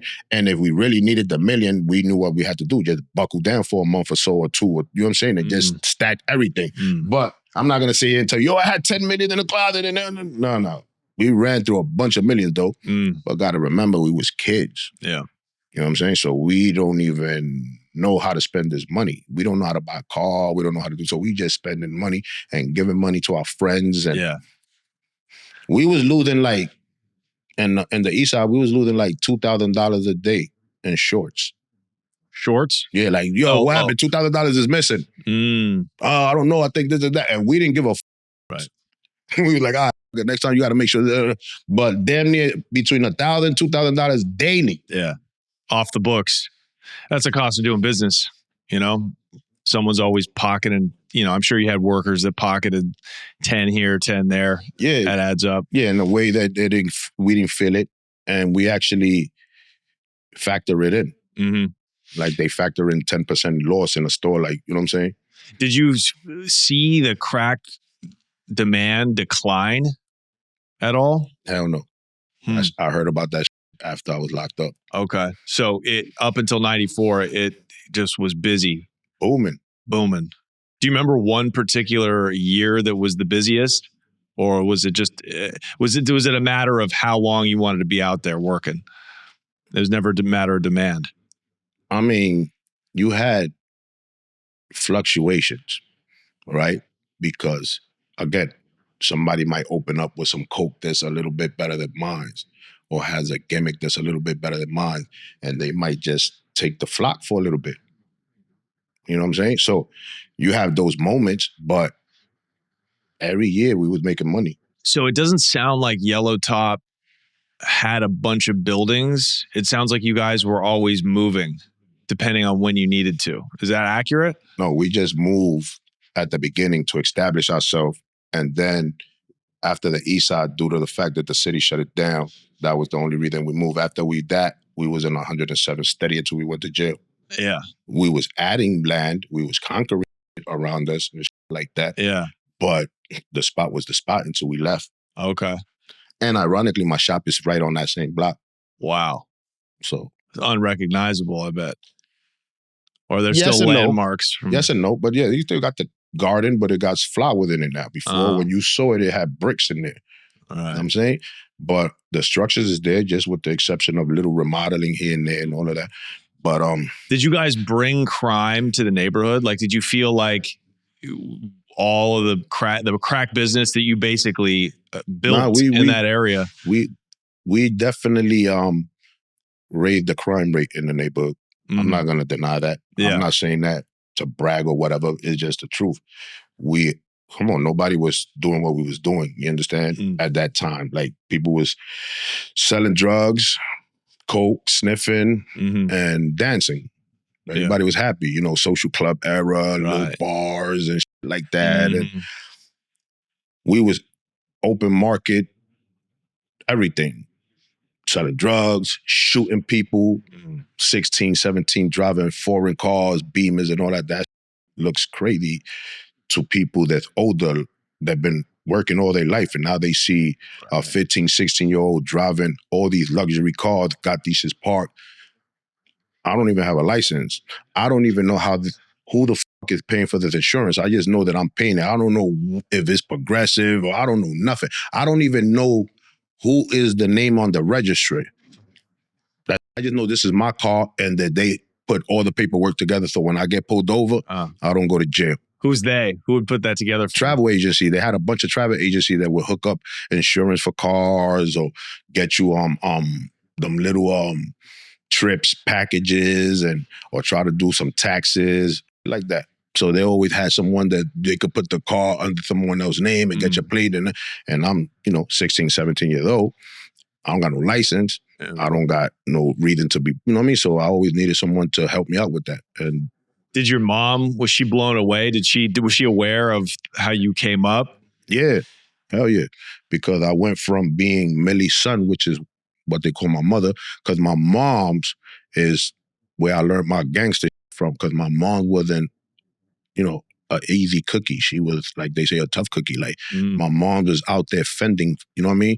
Like, she was treating dudes like dudes. Like, dudes treat chicks. My mom would treat dudes like that. Like, she with you, and once she don't like you, that's it. She don't like you. If you don't like it, that's your problem. And that's that. You understand? And you're going to have to hold that. Fast forward now, I'm outside, and I'm doing it. So it becomes Tito's mom. You understand? She's still doing what she's doing, but now it's Tito's mom. Don't play with Tito's mom, because that's Tito's mom. Before it was, that's Millie. Don't play with Tito, that's Millie's son. Now it's different. But my mom knew what it was, and she wasn't happy with the career that I chose, and my grandmother wasn't. But they was at least happy that I wasn't working for somebody, and you know what I'm saying? I was at least successful in the field that I chose, you know what I'm saying? Yeah. Yeah, you had your own crew. Yeah. So I remember my grandmother never accepted money from me, but I knew that there was a moment that she was proud, because she tried to handle things that best. Before I moved out, she took a drawer and put a cylinder, because I used to have guns. And one time, my little brother grabbed one of the guns. So she was like, before anything happened, so she had a regular bureau drawer. She got my uncle to put a hole in it, put a cylinder. So now that just gave me free range. So now I like 16 guns in there. Shotgun, 9mm, Tech, 22. I'm like, she just gave me permission to put all the guns right here. So she kind of enabled you to an extent, but she wasn't trying to do it. She just was trying to keep it safe in her own way. Like my brother won't touch that. I won't lose it, whatever. But I remember she used to watch a lot of Chuck Norris movies. Chuck Norris used to be having Mac 11s and things. So she used to be telling my aunt when she used to be with it, Tito got one of those. Go, Tito, go bring that gun over here. Look, that's the same one that you got in the movie. That's some hood ass shit, man. That is some hood ass shit. Okay, so that's what it is. You're a man now, and your mom is proud of you. I mean, she's happy that I'm not out here being anybody's flunky. That if I'm doing this, at least I'm being successful in that field. You understand? And I'm respected and shit like that. So you guys loved guns. You had 16 guns yourself. I mean, at that point, we had more guns than that. You know what I'm saying? And yeah, we just felt that was the tool of the trade, and that was what distinguished us from a lot of people. Like anybody could go get some money and all that, but who's gonna hold this down? So we introduced the level of violence that people hear about in the West Side, because before that, you wasn't hearing about that. So we started all that murder. You understand what I'm saying? And then that turned everybody else. We're not the only one. There's other people that caught bodied in the neighborhood. You know what I mean? And 1 year, within 8 months, 24 murders was caught. In 93, between February and then count, October, 10 months, 8 months. Just on the West Side? In our neighborhood. Wow. In our precinct. And were you responsible, your crew responsible for all those? We was allegedly responsible for some of them, and then there was other people that was responsible for others. You understand what I'm saying? There was just a lot of going on. There was, and then at that particular year, there was a dude that was selling guns, and dudes stuck him up for his guns, and he had boxes of guns, so now everybody has guns. So what do you think happens? Yeah. Did anybody get popped for any of those bodies at the time? I'm not talking about the indictment, but for actually at the time of the shootings, did anybody get popped? Not at the crime. Yeah. Months later, you had dudes that got picked up, but we would beat them or they would get dismissed. There was just one body that it made it seem like they were going to dismiss it, but they just used it to hold people in place until the indictment dropped. But did you ever do any of the shooting yourself after you already got on? Yeah, in the beginning stages, you got to put examples. You understand what I'm trying to tell you? So, yeah, I had to do certain shootings because it's not going to just jack you for not shooting. You know what I'm saying? But I'm not going to sit here and tell you, oh, that's my forte. My forte is more structured, but I know what I got to do when I have to do it. There's people that like doing that. They get a kick out of doing that. That's just part of the trade for me. You understand? I don't have to be upset to go do it, but it's not something that I choose to do. If we could get through the situation amicably, then I'd rather that. Well, 24 bodies isn't amicably. So we're not responsible for the 24 though. But once you and Chango were successful drug dealers, did you stop putting in work yourselves and just give orders? Yeah, definitely. Okay. But in one way or another, we still put in work. We might stop going and pulling the trigger, but we still might be driving you, or we might still be over here watching. It depends. You understand what I'm saying? There was still certain things that was going on, but after that, there wasn't no reason for us to be out there. We controlling the situation. You got to protect us. Without us, this is not running. When someone will get picked up for a murder from your crew, did you go get, how do they beat these cases? Did you guys pay for their lawyers? Yeah. Okay. All that. Like, before they get to the precinct, the lawyer's already calling over there, telling them, don't talk to my client. Right. And we pay for the lawyer if you had a bail, and we could make your bail, because it wasn't really about affording the bail, it's making it because how we justify $20,000, $50,000. You understand what I'm saying? We don't have nobody with that work history. You understand what I'm trying to tell you? Yeah. So that was another thing, and you didn't really see a lot of bail bondmen in New York at that time. So if we was able to make the bail, then you're gonna get bailed out. But if we didn't, usually when we didn't make the bail was because you didn't have a bail. You know what I'm saying? Yeah. And we would take care of your lawyer, your commissary. You got a girl and a kid. We're taking care of her. You understand what I'm saying? We're giving her her own money every week. Like, for example, we had one guy, we used to give his girl $750 a week. Yeah. Besides paying for his lawyer, right? Besides giving her the money to go see him and put money on his books, she didn't have to take that from the $750. You understand what I'm saying? And that was our way to, that's what we used to do. So nobody ever told on you? As far as what? Like if they were down I mean, and that for a murder, all they that never started coming into play after the big indictment. right. But I'm Before talking that, about at the time, nobody ever fingered hell you no. guys. That's dope. No. So how much did it cost to beat a murder? How much did you have to pay a lawyer to beat just like a body? I mean, it depends because we had Lynn Stewart, and Lynn Stewart could be pricey for you, but not for me because she had a mother nurturing relationship with us. You understand? She took, first of all, that was Marcus' lawyer, rest in peace, her too, rest in peace, and she met us through him, and she already had a liking for Marcus. And then she was so like intrigued with our age that she just took a mother role for us. And when Marcus got killed,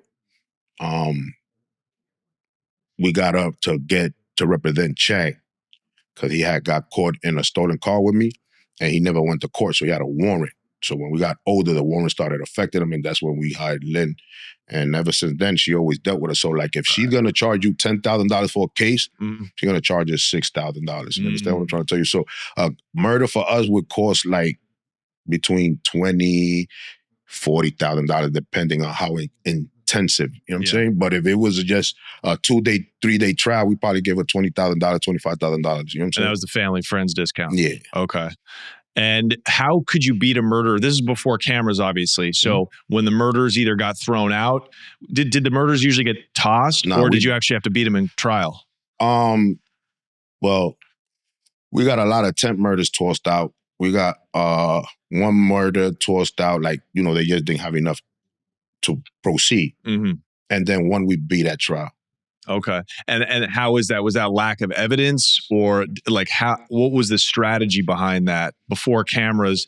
The witnesses they had was not credible to the jury. Okay. So, and then ironically, it's crazy because when this person was going to trial, that's when I started attending his trial. And on my way to go see him, when I'm going into the courtroom, there's a guy talking to a lady, which I assumed was a lawyer. She was, but not the lawyer that I was thinking. So I haven't seen this guy for a little while, but he looks healthier. He used to smoke, but he's from the neighborhood. So I'm like, yo, what's up, bro? How you doing? Boom. Now, when I sit down, they bring him. He's one of the witnesses. So that chance encounter made him think that I came there to see him testify. So he switched the whole testimony. So they only had him and this lady that used to smoke crack from the neighborhood doing the case. You know what I'm saying? And he was like a little bit more credible than her, but she was more detailed. So they were combining them and running that whole that if, you know, these are the only people that's outside that town. That's why we got them. But he switched his whole situation up. Had the district attorney perplexed, like, what the you just told me a whole bunch of, and he switched it. And then my lawyer basically asked the jury, because the other person was a person that was smoked. And she never stopped smoking, so she was on the stand looking still cracked out type shit. She was eloquent, but you could still see she was cracked out. So my lawyer asked the jury, would you let this person sit, you know, take care, babysit your home while you're on vacation? Just think about that. So why would we put this kid's life in their hand? And they came back with a non-guilty verdict. Wow. And he thought, and the other witness, the guy, thought you were there to intimidate him when you just happened to be there just to go support your boy. Wow. I didn't even knew he was part of the witness. You see the first episode of The Wire? That's the Stringer Bell. Oh, yeah? He's in there. He's in the courtroom trying to get his homeboy off, and a witness is up there, and he's just doodling, sitting in the front row, just kind of looking up. Oh, yeah? I got to check that out. I've seen a few of the series, but I always caught them sporadically because I was in jail when that was big. You know, your guys' story has a lot of The Wire's storylines in them, and you don't believe how organized it is. And actually, what's funny is we've had drug dealers from Baltimore on the show, and they're like, Baltimore didn't run like that. It was very turned down. There weren't a lot of murders. New York guys ran everything because Baltimore cats are bumpkins. They're hicks. New York guys would come down there, make all the money, and just get the f out. But you guys really ran that. the way like organized, real like organized crime style. I mean, yeah, we did to the best of our ability. But I think that the Wire was based a little after everybody turned on New York. There was a time where you could go from New York to DC or someplace else and everybody be in awe with a New York person. Mm-hmm. Now you go to somewhere else and you're already suspect. They ready to blow your head off. Like New York is not really welcomed a lot of places because they feel that we was arrogant and we going over there to take over and all that. I never really was on the out of town hustling, but I could relate to why people probably started feeling bad because you going over there to take their money, they chicks, mm-hmm. and then you trying to talk down on these people. Mm-hmm. How you think they're gonna feel? So once they started realizing that they could do this on their own, mm-hmm. they started killing us. Yeah. And in the early 90s, that's when it became very popular. It was Giuliani era, or coming up to the Giuliani era, Mm-hmm. started to get hot. And I asked Chango, I'm like, why didn't you guys take it out of town? This is when drug dealers were like fleeing New York to go to all of these other places on the East Coast because it was just, you could be low key and make all the money. You guys stayed in the middle of the beast, the middle of the war. I mean, we was asked that then, but we was making out of town money on the block.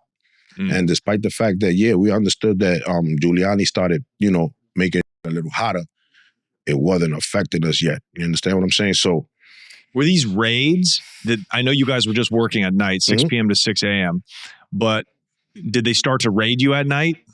Nah, they just, police do the regular routine, try to run up, the patrol person. They didn't want to deal with us at nighttime. It's a risk. You don't know what's going on. And then you got to remember, this is the era where people was throwing refrigerators and buckets off the roof at police. Like, I used to go up to beat cops, because at that time they put like 2,000 new officers on the street to walk around. And you had officers that come and they'll be on the corner for like 20, 30 minutes and still there. And I'll be like, yo, bro, you think you're going to change? Get the fuck out of here. You here 20 minutes, everybody left. We showed you respect. Why the fuck you still here? If we was throwing refrigerators and air conditioners, there'll be a different, like, get out of here, bro. You're not going to stop the drug trade. You come, we leave for a while, then you leave. Right. What you do? And they were looking at me like, yo, this is crazy. I'm a cop. I'm like, and leave. Word. And they left? Yeah. And then all the customers came back. And all the customers came back. Word. We ain't have no respect after a while for like uniformed cops. Right. If you wasn't undercover in one of them, like, how you call it, like task force, we wasn't really jacking you. We'd be like, get out of here. Did anybody get pinched when they did raid you guys, the task force? Did any of your workers get pinched on buys? Yeah, I mean, not too much buys, because again, we always was pretend you can't really do a sale with us. Yeah. And even if you did a sale with us, you're not going to be able to grab us because we're in a building. You understand what I'm trying to tell you? So it wasn't that. It was like apartment raids. Mm-hmm. Something happened. Like when one incident, a guy got shot downstairs. Police supposedly was told that he ran into our apartment, so it gave them the green light to break the door down without a warrant. One of my guys got arrested. He had a $50,000 bail, but his mom's had a property in Florida. So we was just able to put the property up, and then I just paid for the fee and the 10% and his lawyer. That was one incident. And then there was an incident where nobody got caught there though, but they found a whole bunch of guns, grenades, drugs, and shit like that. Mm-hmm. But you didn't really have a lot of workers going off to prison for selling the pieces, right? Mm-mm. Wow. For bodies, violence. That's what usually we get caught for.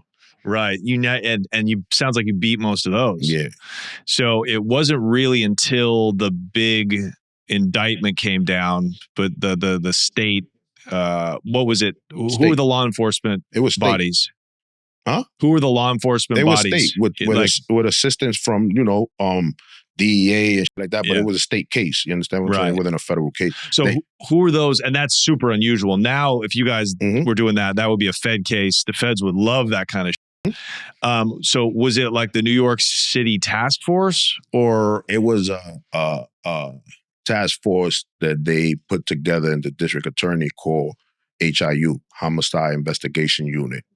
So they put together that task force, a bunch of district attorneys that was going for, quote unquote, drug gangs. They don't want to say organized, you know what I'm saying? But they was going for these things, and they had a judge that was riding with them, which is Leslie Crocker Snyder. You understand what I'm saying? So she was not there as an impartial judge. She was riding with the district attorney. You understand what I'm trying to tell you? She would, in her own way, correct the district attorney if she saw that person leading towards something that could go into an appeal. Right. Wow. You understand? That is dirty. And she was the one that introduced, like implemented the consecutive sentencing. Usually you get caught for a body, but now you get in charge for a body, a gun, whatever. When you get arrested, you get 25 years for the body, then 7 years, let's say, for the gun, and but they'll run it concurrent. So the 25 swallow it. Yep. She was like 25, 10, 150 years. What? Word. She gave Fat Danny from the Wild Cowboys 158 and 1/3. And I think the 1/3 was what really made him feel like, what the f***? You just gave me 1/3. You gave me 158 years. You really needed to waste your breath talking about 1/3? Right. What do you think the motivation behind that was? Making a name. Right. It's a name. She made a name. She wrote a book. She was running for district attorney of, Manhattan. At the end of the day, it made a statement all around the board. It was the climate. You had Giuliani as mayor. You had Pataki coming into office that was tough on crime. Like, the governor. It was a whole different atmosphere that was justified due to the whole year that was going by before that, rampant with the crack. People felt like they had enough. But the ill thing about it is that once we got off the street, the residents in the neighborhood realized they made a mistake. Why? Because now the crackheads is running rampant, breaking into cars, hanging out in the building, dirtying. You understand what I'm saying? Wow. Robbing, stealing. Wow. When we was outside, they wasn't doing none of that. They would do that wherever that, you know what I'm saying? They could get away with that and, usually go into a suburb area, whatever, you know what I mean? But they wasn't doing that in the hood. Did any of the residents rat on you guys? Like any of the civilians? They started giving information about us towards the end. They was doing community meetings. And the reason that I know that is because we used to have, you remember, I don't know if you're familiar with when Con Edison used to run around with their trucks and get on the light pole and they have that big orange phone hanging there that they used to test the line. They'll clip it and be on the orange phone, see if it got a phone line. So we had obtained one of them from a Con Edison dude that was smoking. And we used to just be wherever we used to have the apartment because we had various apartments throughout the neighborhood where we used to stash at. Yeah. So wherever we'll go to the window, find the phone line, scrape it, clip it, and use other people's phone and start ordering videos and like that. So there was a scheme where you used to go and dial a certain number, hang up, and they'll ring back like if somebody's calling you. So that was a trick we used to play with people. Put that there, ring, hello. So I did that. When I picked up, the owner picked up. So now I'm acting like if I'm a detective from the 24th precinct. I'm detective such and such. I just wanted to know if you was aware of the community meeting coming up. Oh, yeah, we spoke about it. I'm like, oh, that's how I found out. That's how you found out who was ratting. That's how I found out that they was investigating us in that sense. Oh, wow. And that person was, going to those meetings. Wow. Word. And what can you do though, right? You're selling dope. You're 18 years old, 19 years old, and they're just trying to live their lives. Do you understand why some of the residents, do you understand looking back why ordinary people can't accept what you guys were doing and live in a society? They couldn't accept it at the moment. Like I told you, after we was gone, they understood the value. You dig? And after a while, they understand that we just was selling a product that wasn't sanctioned yet. And Once they understood that, but at the beginning, they was brainwashed to feel like they cleaning up the neighborhood. You don't need this. You don't need your kids to go to school looking at these people doing this, this, and that. And they went with that. They bought that at the beginning, but they just didn't realize that they were being duped too. Because now they cleaned up the area, but you got the crackheads running crazy. Now you got the gentrification. Now you got the landlords coming through offering you $20,000, $30,000, $40,000 for an apartment for a person that never seen that at one. They think they got rich. Yeah. Now they moving to Florida or wherever for two years. Now they coming back to the neighborhood renting a room. Yeah. So they realized that they got duped too. Sure. You know what I'm saying? Was there one reason or one murder that you reflect on that was like, oh yeah, that was like the last straw? That's when they started to really come down on us? I mean, what they really came down for, we wasn't directly, we didn't sanction that. Chango, I did not sanction that, even though it was guys amongst us that was held responsible for these murders in Harlem on 112. What happened was there was a weed spot over there, and we had some kids that were from Puerto Rico that was bringing bricks from Puerto Rico, and we befriended them, and they used to hang out with us while the keys was being sold. That's a different story. So now they going to buy weed in a spot in Harlem over there. So on their way back to the neighborhood, this is 112, so now they go 11, 10, 8, 9, whatever, boom. They playing reggaeton. So, Harlem is predominantly black. So, they hit them with the mira, and someone felt courageous enough and took 2-3 shots at the car and hit the door. They ain't hit nobody in the car, but hit the door. Made everybody skid off. They don't know what this dude's shooting. They don't know if it's a beef or this dude just doing it on some. So, skid off, get back to the neighborhood, strap up, come back, shoot the whole block up. But when they come back, it's not the same people that was there that did this. Someone told them, dude, these kids is from the hill. They coming back. So everybody dispersed. Now you got 3 kids there. They just came out of after school, waiting for the bus. These kids is immigrants from PR and all. They don't know no different. They just, for lack of a better way of saying it was some black kids. These is black kids. And they killed one, paralyzed another, shot another. And being that these kids was young, but disclaimer, we were teenagers also. They just were younger teenagers. Right. You know what I'm saying? And it was an innocent bystand, and people was, in an uproar. That's what made them really come in and let's finish this. You understand what I'm saying? Right. How long were they investigating you before they investigated us for everyone? As far as they've been investigating us in one way or another since we was out there. You know what I'm saying? However, when they really put the case and all that, it was 8 months investigation from what I recall and heard. That's what I heard. It was like a 9 months investigation. And that was the New York City Task Force, the NYPD, help from the DEA. Help from the DEA, feds and shit like that. But it was a district attorney. HIU. Yeah. It was a task force coming out of the district attorney, which it was a different hit because you're not coming out of a precinct. You're coming out the court itself. Yeah. The people that behind you are the district attorney and the judges. You understand? So they feel in a different type of power.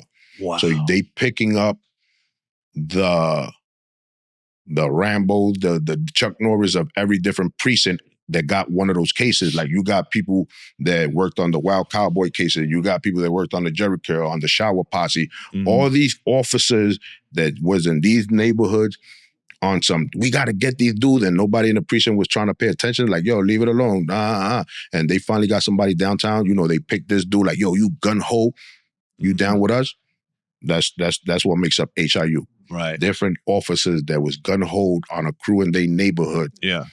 From different parts of the city. Got recruited by the district attorney's office from downtown, and then now they're this task force that's specifically there to take down crews like crack crews that got a bunch of homicides happening. They implementing conspiracy at this point. Right. They introducing the law was on the books forever. Nobody was really utilizing the law. This judge said she would utilize the law. Right. That was the only way that they was able to come through and sweep, because before that, you're just grabbing one person here Just by one-offs. chance. Yeah, one-offs. You know what I'm saying? So, And New York is interesting. It's unusual like that because they actually have state racketeering laws.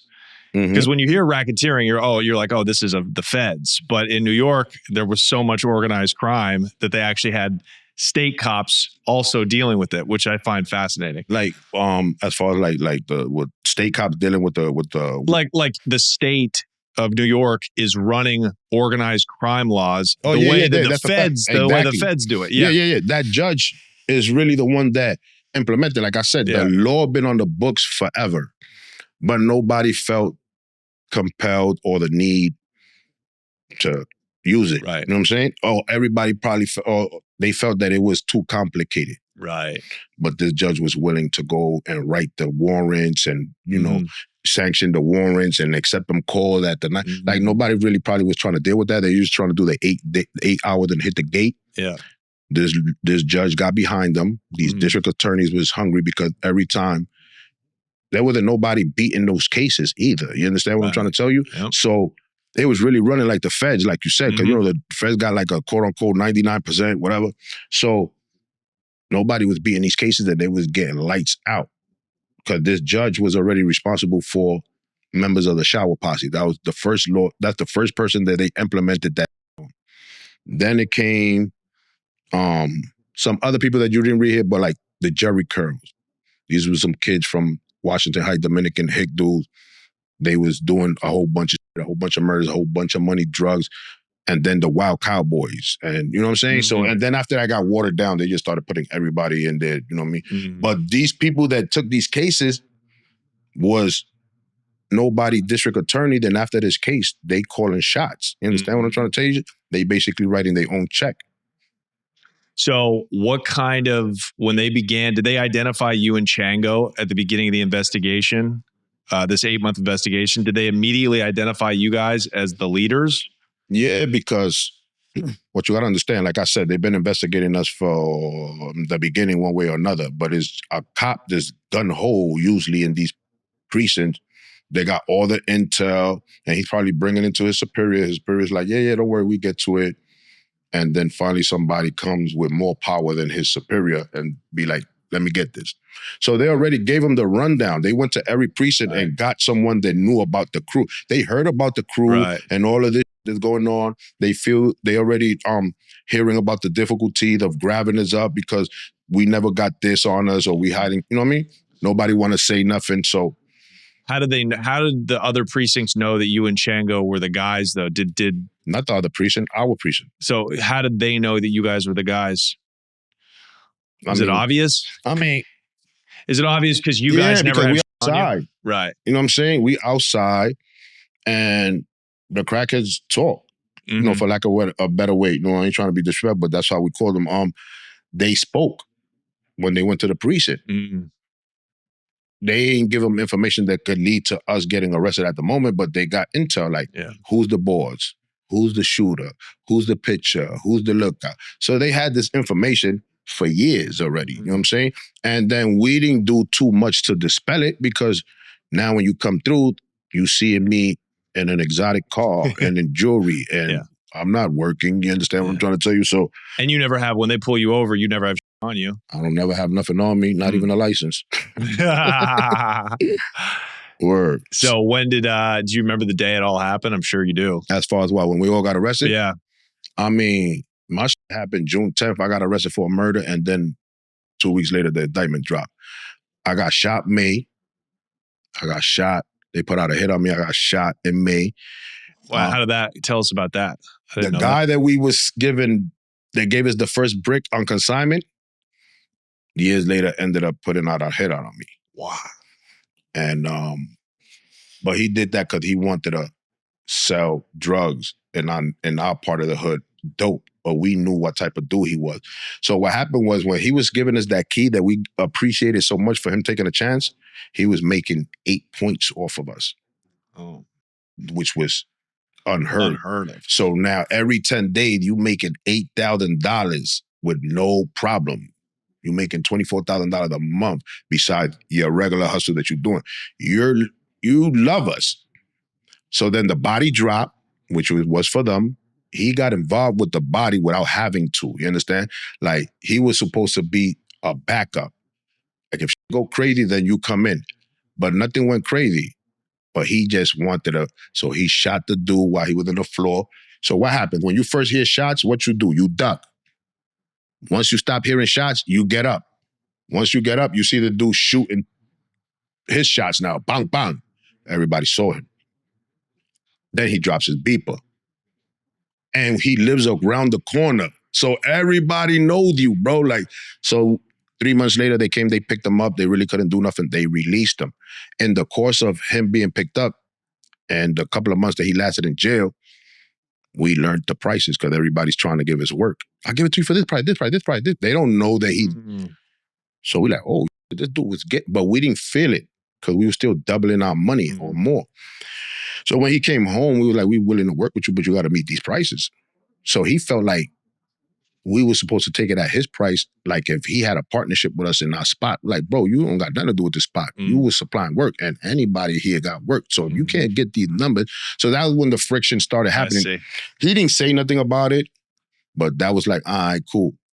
And then time went on, and I was going with my son's mother. We was going to Florida with her, right? I had just caught attempt murder. I got let out, and I was like, I thought I was gonna have to lay up. So since they let me out, I was like, yo, we're going to Florida, some celebration, right? Boom, I had got caught. I had got caught for a shooting on 141st and Broadway. I got arrested. Boom. I got $50,000 bail. Nobody went into the grand jury. They let me out. 2 weeks later, no indictment. Then 6 months later, they dropped the case because nobody ever came in to testify. But they caught me at the scene. Somebody pointed me out at the scene, but never went to proceed with it. So they made the arrest, and there was nothing else after that. Okay, cool. I get out. I'm super happy because it was going to be a problem for me to justify $50,000 bail. So they let me out on my own recognizance, no money. I'm talking to this guy, and I'm like, yo, I need a half a brick real quick because I'm about to go to Florida. I want to leave this behind. So he tells me, I'm about to get a brick from this dude right now. I'm going to DR. I'm going to debt him for the brick. So I'm going to just give you the half a brick. You do what you do, and then you get it to me. So in my mind, like, you deading him, I'm deading you. You know what I'm saying? So I kept the half a brick. He ain't like that. And but he never said nothing about it. Then he wanted to sell dope. He knew that we didn't sell dope, but I didn't feel comfortable having him stationed in my neighborhood because I know he's going to be able to keep tabs on us and learn our business. And before you know it, he'll be like, knock him off, and we got this. You understand? So that became a friction. So he came up with the bright idea of putting out a hit on me and Chang. Wow. And I'm the only one that got hit. How did it happen? He sent people. He paid some people from Brooklyn now that I know. You know what I'm saying? He paid some people out of Brooklyn. They first came and they shot at Chang. You guys were out in front of your building? Yeah, we was outside. But when they shot at Chang, I wasn't around. Okay. So when they told me about it, I didn't really put too much stock into it. I was like, this is some random shit. You probably got somebody nervous while they was going to the store. Because the way they explained the store, they was in the store. Dude came in, and then he shot. So I'm like, probably came in, y'all spooked him, and he shot. Boom. Then I'm hanging in front of the building. All right, we got we got 3 buildings down from the building that we're pitching at that moment that they selling from. I'm hanging out there. It's a summer night. It's May. And I'm chilling there. So one of the guys that are in jail, his girlfriend is there. We're supposed to give her some money. She already got my nerves worked up because every time we give her money, she said that it's $20, $30 missing. But she blamed the people that's giving her the money is other guys that work with us. So she's able to get off. Like, they're not going to try to go against her. So now I'm like, you know what? I know she's doing some grimy. So I'm like, yo, go get the $750 and get them singles. All of them. So you can imagine $750 in singles. I'm doing that to be spiteful. But at the same time, I'm losing time. A girl just pulled up. She's like, yo, let's go to BBQs. Like, nah, I'm doing something.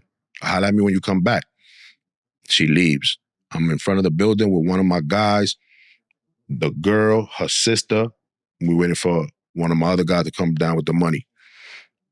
I'm in like the doorway of the building. I look that way, I see 3 guys coming, but for some reason it felt funny. They coming between 105th, 106. They walking down that way. We are between 106 and 107.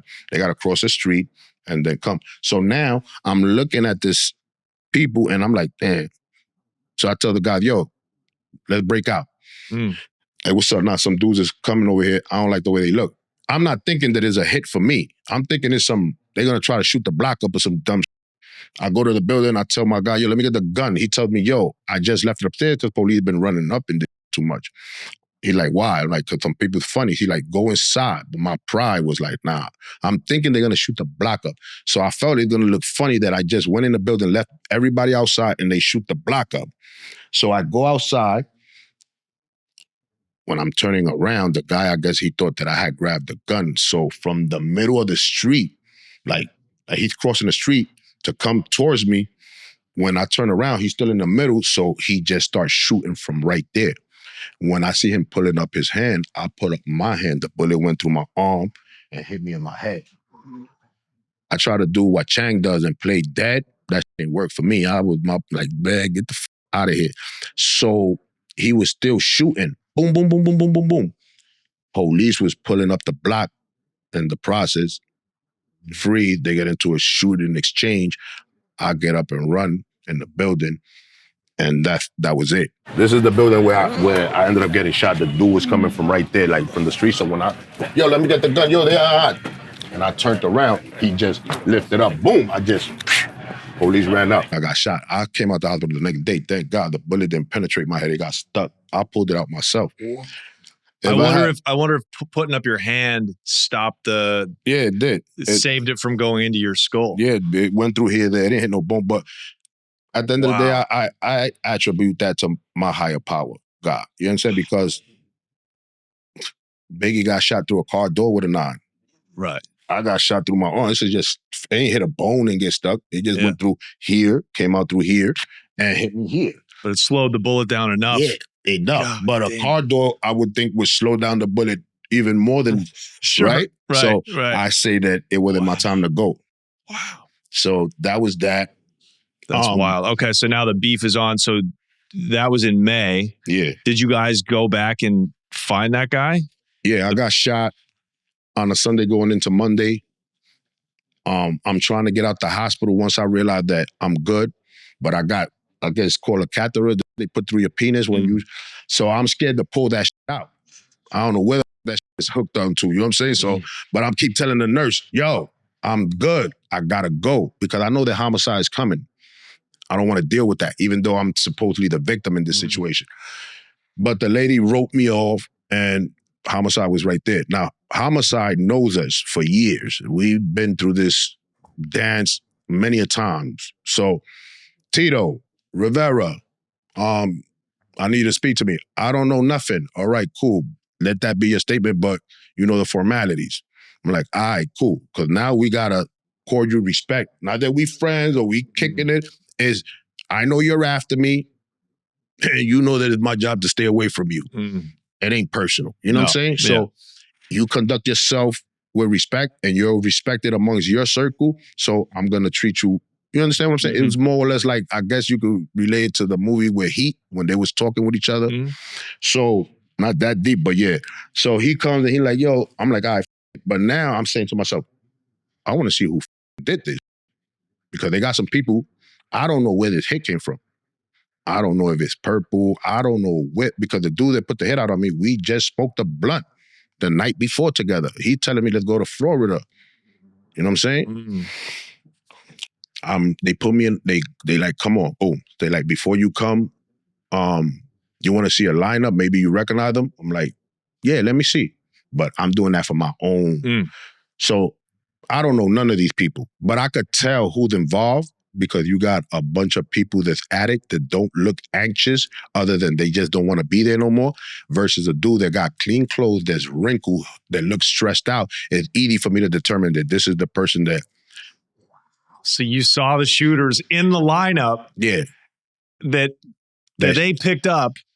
But then of course you said, I don't know these people or whatever the case may be. Wow. So now That's out of a movie. So now this happened Sunday going into Monday. They pick me up Monday. I get out the precinct. I go through the song and dance. I get out the precinct. I don't know nothing. I go home. Oh, they put me in a room.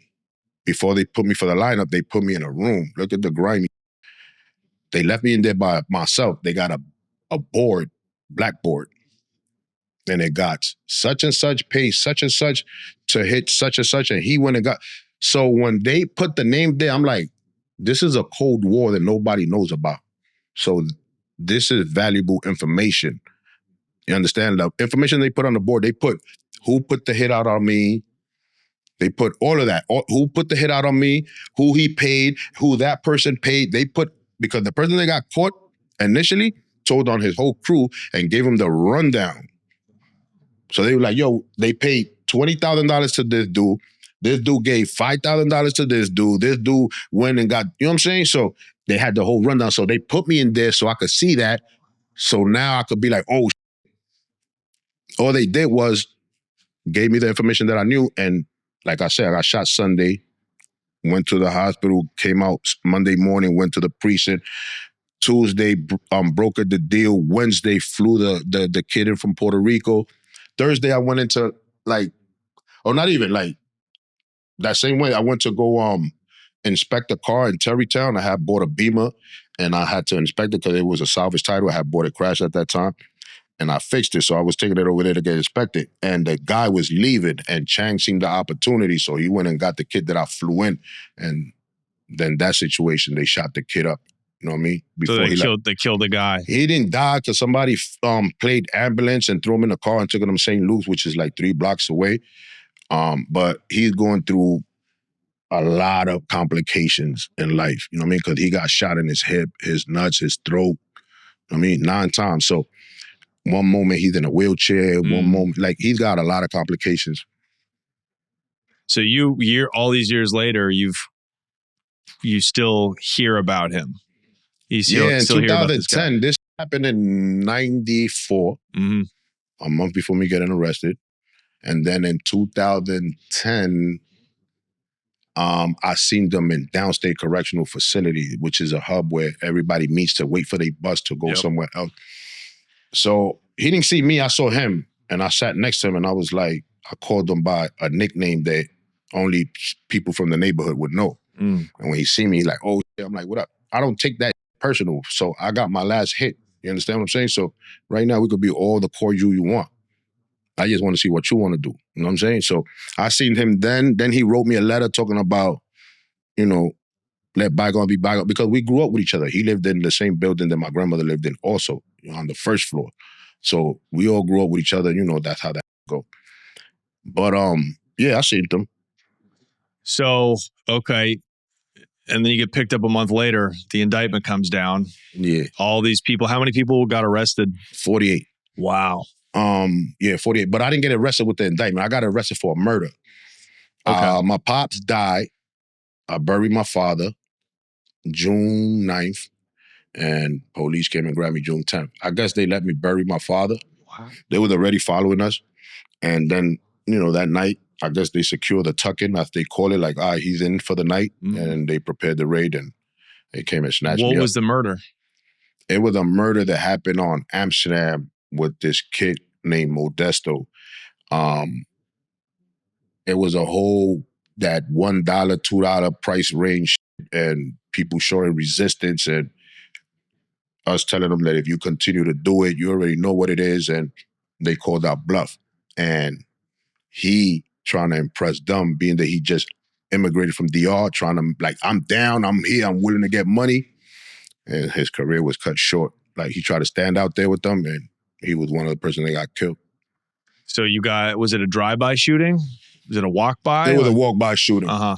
It was a walk-by. Did you pull the trigger, or was it an order? No. Okay. I was watching TV. So they were trying to basically undercutting you guys. Yeah, they was trying to run their own situation and show a front we don't care, we're not scared of them, we do what we want to do. So if we allow that to happen, then what you think everybody else is going to do? Start testing us, you know what I mean? Right. So we try to speak to them, we gave them an ultimatum, and they ain't go with it, and then we just had to do. Look, I'm proud to say that we didn't start no problems. We finished them. You understand? Because we didn't go into 107 with the exception of the first initial resistance, which was over in a couple of minutes. We didn't have to go in there blading. You dig? We got that shit, we bubbled, and then we maintained it. Now we just protecting it from everybody else that want to probably infringe. So if you got talking about he's going to kidnap you or like that, and you know that he's capable of doing it, then what you going to do? Wait for him to kidnap you? And that was another thing that distinguished us, that we was able to tell when you was going to do something before you wanted us to know. So we're going to get you before. Like one kid sent a letter. All right, one kid was in jail, pillow talking with another friend of ours, telling us how he was going to get us when he come home. How we sleep on him, how he could walk in these places and we don't search him. Boom, boom. So the kid wrote the letter, sent it to us. I knew it was valid. He came home, and you already know. So this Modesto gets killed. How did you get tied in? None of the murders nobody was really charged with those murders towards the end. They started hearing rumors. They was grabbing people. There wasn't really no evidence. But the judge wasn't Snyder at the time, with another judge, was giving the prosecutor an opportunity to gather the evidence to justify these arrests. When they arrested me, there was already like 2 people locked up for that murder for like 9 months already, 10 months. You know what I'm saying? There was 2 of our guys already locked up for that murder. And boom. So now, when they bring me in, the judge is like, you bringing me another defendant and no evidence? I'm putting this case on for the 30th. It was June. I got locked up June 10th. For the 30th of June. And if you don't have no evidence justifying this defendant's arrest, I'm going to make sure that he makes bail. I'm like, oh. But we got the indictment like the 24th or the 28th. Like, she knew what the she was doing. Oh, wow. Word. So they kind of brought you in there knowing there was going to be a big indictment. Yeah, of course. Because if I'm the one other guy that could have got away. Yeah. I'm not pitching. I'm not there on the block consistently. I'm there sporadically. So if I happen to hear that they raided the block, what do you think I'm going to do? Run. Would you have run? Like after going through all this prison time and all this, do you think you would have, if you could have fled back to the DR? I don't think it would have been a good idea. And me going to DR would have not mattered anyway, because I was born here. I'm a citizen. They could go get me. Yeah. You understand? So it would have not mattered. And then that is tiring. You understand what I'm trying to tell you? And you got to have a lot of money for that. Right. So probably if I had the opportunity, I probably would have ran. I don't know for how long. But in retrospect, I'm glad that it happened the way it happened, because it's over. Okay, so the 48 people get arrested. How long did you and Chango, you were on Rikers while you were fighting the case? Yeah. So we know Chango was getting let out in the middle of the night to go, hang out with this cop. Yeah. And he was also he was having some kind of relationship with one of the assistants to the DA. Yeah. What a G. We really were impressed by that. Yeah, me too.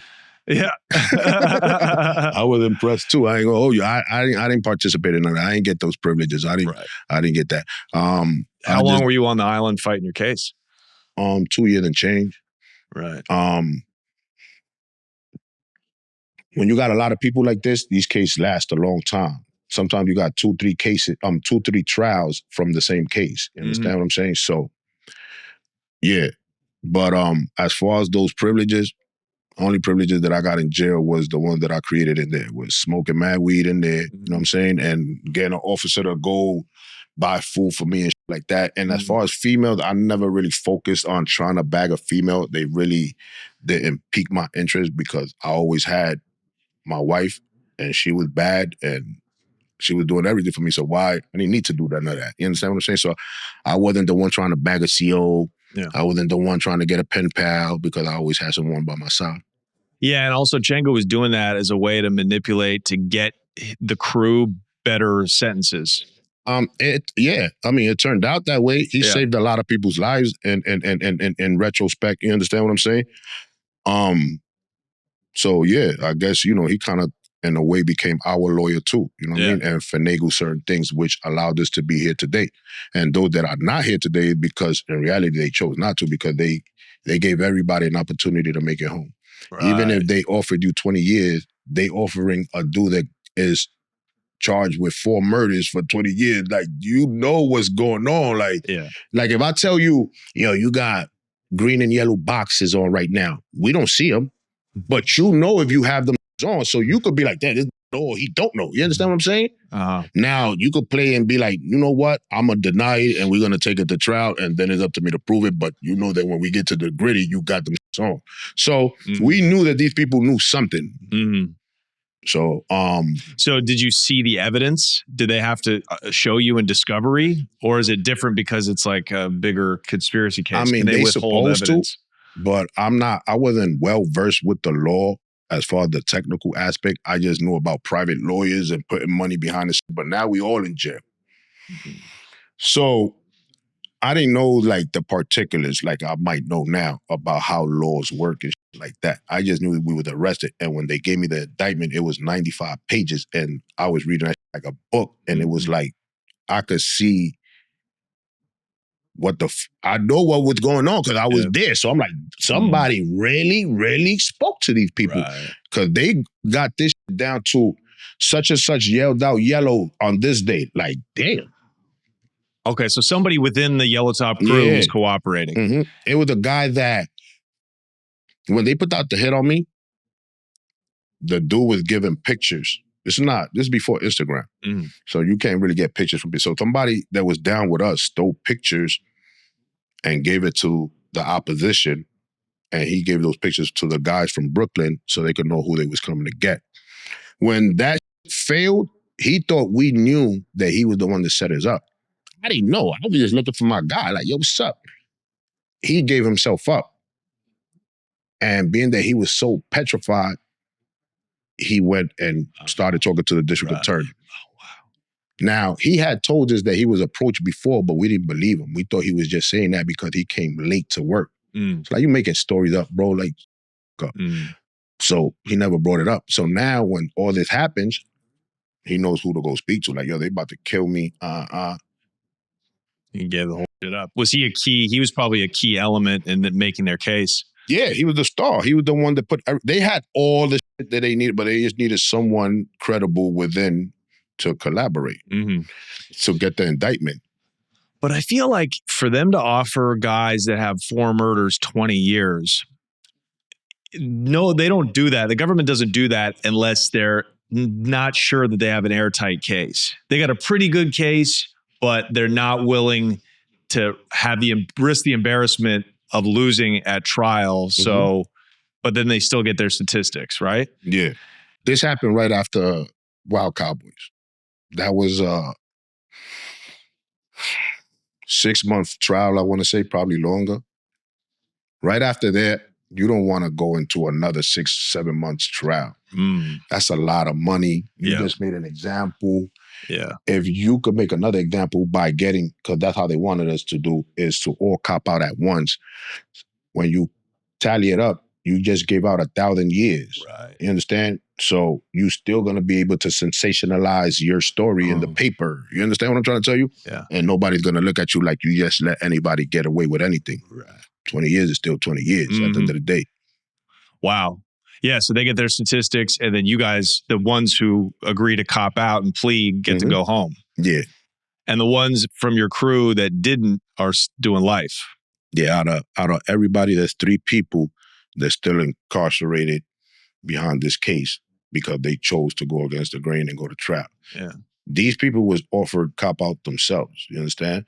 But for whatever reason, they didn't take them. And they would have been home by now. Hell yeah. Everybody's home. Wow. Everybody's home from the other crews and all that. Whoever took their pleas, I ain't talking about no snitching. I'm talking about like those that took their plea took 20 years, 22 years, 15 years, like that.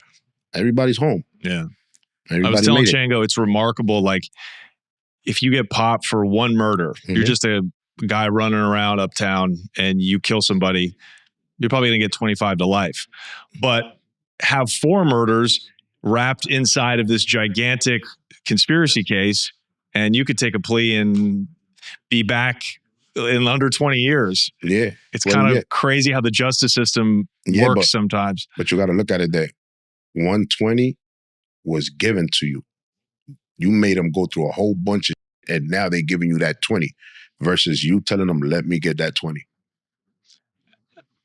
You understand? One, you had to go to trial to earn, Yeah. to give this dude 25 years or 20 years. You had to go through trial, a whole bunch of him pleading this, versus another person like, yo, I'll take that 20. Mm-hmm. You didn't have to do much for that. So why did you have to wait 2 years before? Because they didn't want to give us cop-outs.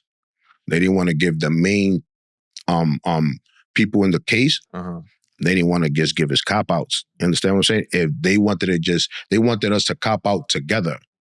Right. You understand? Because if it was 15 of us, like 15 of us that they wanted us to cop out, a universal cop out. If one of them don't go, he could throw off the case. So if they got to go with you, they might as well go with everybody, which makes the case that much stronger because you might be sitting there for a sale only, but you sitting next to a dude charged with murders. When they come for that guilty, you getting as collateral damage, you going too. Nobody gonna think about like, oh, he didn't do the sale, but he did. Y'all all guilty. And especially after doing so many months of a trial, it get to the point where the jurors get tired. I know a juror that compromised on giving a friend of mine's life because she wasn't comfortable with convicting him for the death penalty when they had the death penalty in New York, like in 96, 97. Pataki introduced that. He was facing the death penalty. He went to trial. There was people that felt he was innocent, some that felt that he was guilty. It was towards the holidays. If they would have kept on, they ain't going nowhere until you come with a verdict. Right. Just to go home, they compromised and gave him life. Like, we're going to convict him, but we're not going to give him the death penalty, but we'll give him life. Now we can all go home. Right. You know what's that? Just so you could make it home a couple of hours early and you could sleep comfortably. Instead of saying, yo, you put me in the death penalty, you just gave me life, just so you could make it home. You don't want to be here no more. Like, that shit is ill when you think about it.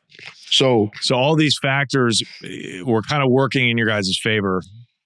And like what's holding out and all these political reasons, these the reasons that the state didn't want to drag a trial out played in your favor because they ended up giving you guys plea deals. Yeah. I mean, you see, the Wild Cowboys came right before us. That was an extensive trial. They didn't really want to put that court through that whole vigorous situation again. And they ended up having to. Anyway, now, excuse me. Now, them sort of don't give them, sorry, you give water. So now, right there, they don't want to spend that money. They tired. And they get everybody. That's how they was going to do it. If they get everybody out the way, they just saved a bunch of money. What saved us was I had a cop on a payroll. And they started realizing before me that could be a problem for them. So now they coming back trying to ask like if they being cool. Now that's when they started want to give me, they want me to cop out admitting that I had a cop on a payroll.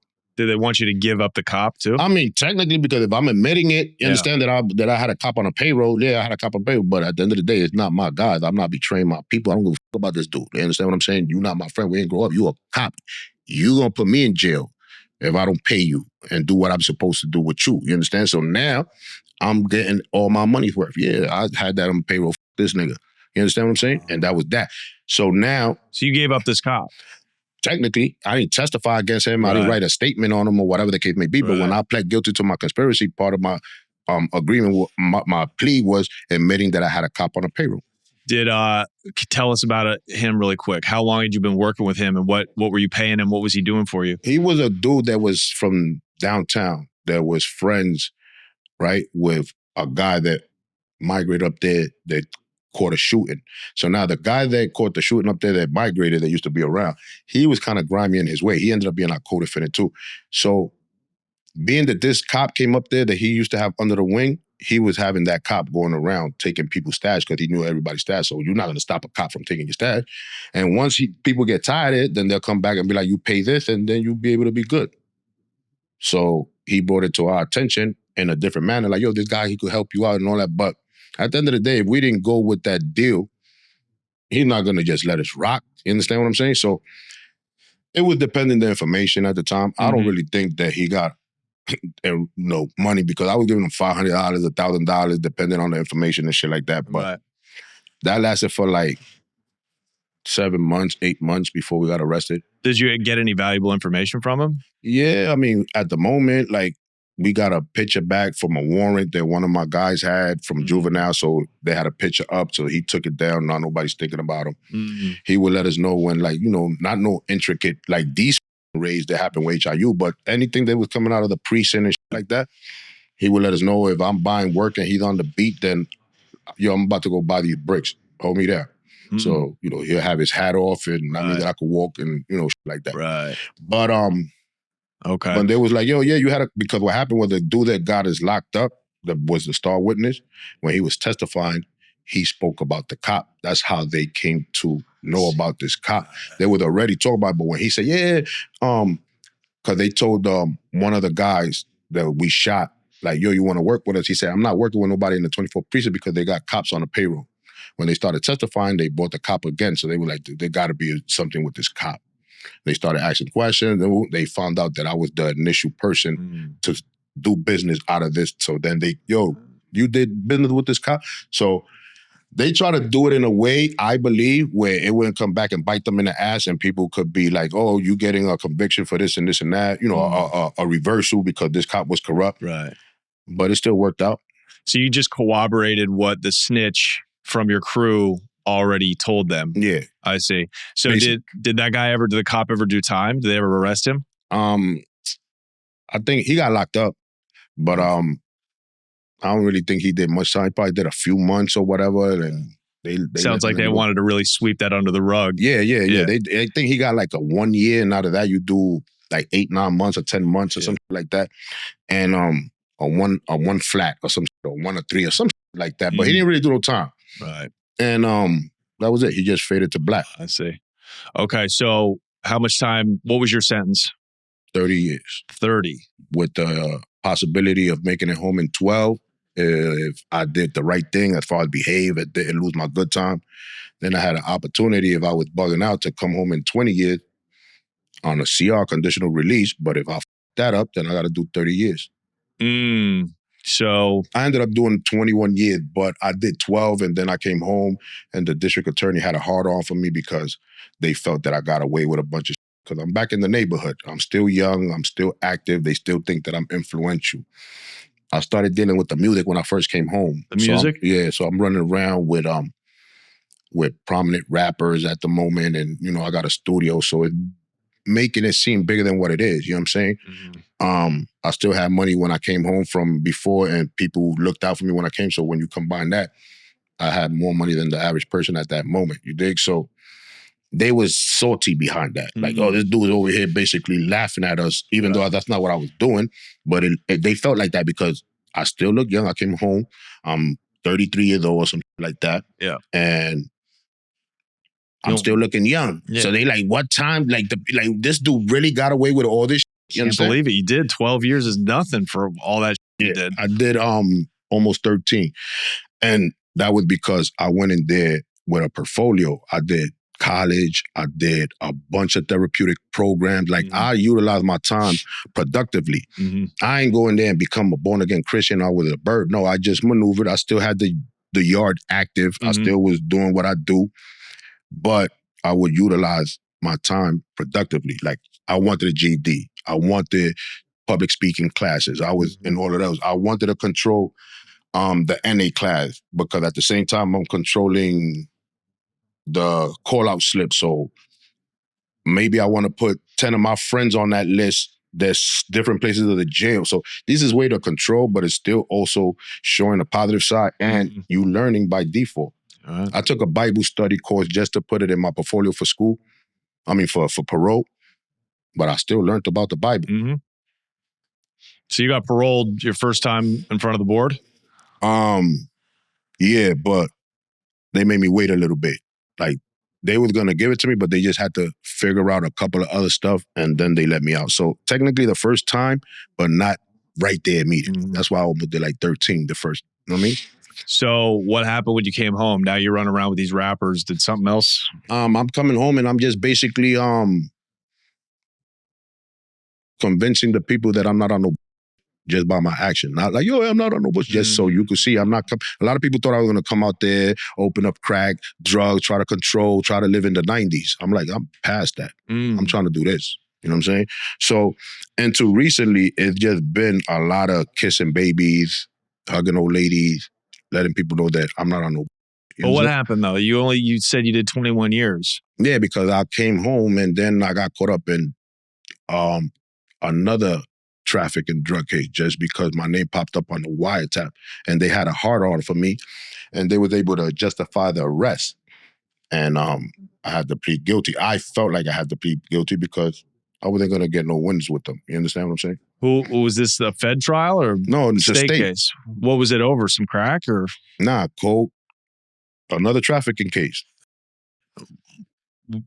That's all. I've been to jail. I got arrested 3 times. There's only been trafficking cases. Yeah. What year was that? Did you went back again? 2010. Okay, so you were only out for a couple of years. Like almost 4 years. Okay. And I went back in and I gave them, because I had 18 years of parole, but I got confused with the flat bid, not understanding that my flat bid is going to turn into a split bid because I owe so much time that it ate up the bid that I had. So now I'm doing a split bid because I got 17 years left on parole. So they held me for like 5.5 years for some, just because of my name. So I had to bite that bullet. But you got caught up on a wiretap? I don't know. Yeah, I got caught up in a wiretap. We was talking about 18 bottles that they popped in a club.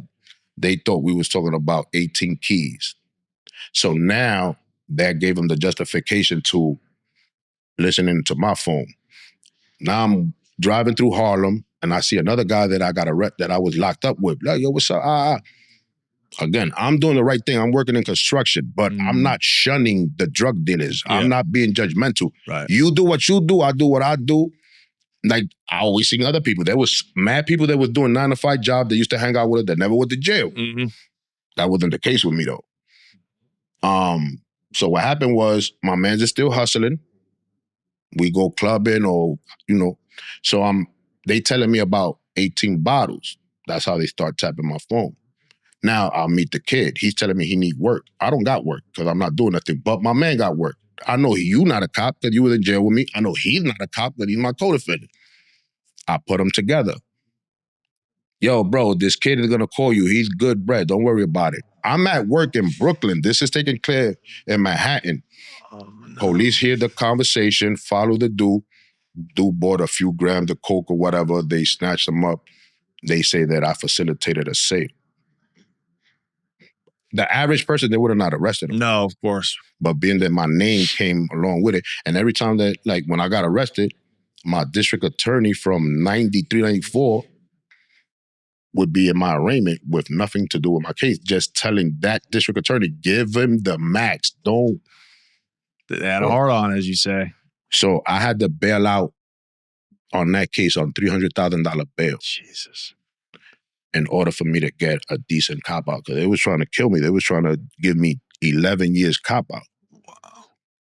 So you 7 off that? Nah, I did. I pled guilty to. I did the 5.5, right? Then I came home and got caught up in another. I told you I got caught in 2 trafficking cases. I got caught in that trafficking case, and they gave me 4 years. But now I don't owe no parole. Yeah. So I only did 35 months after that. And I've been home ever since. Now I got my certificate of good conduct. Yeah. Now I go inside Rikers Island and give kids, reentry programs so they could come home and get a job. I'm helping out the dude that I was before. Right. Yeah. Wow. Tell us about the legitimate businesses. We got a shop in the block.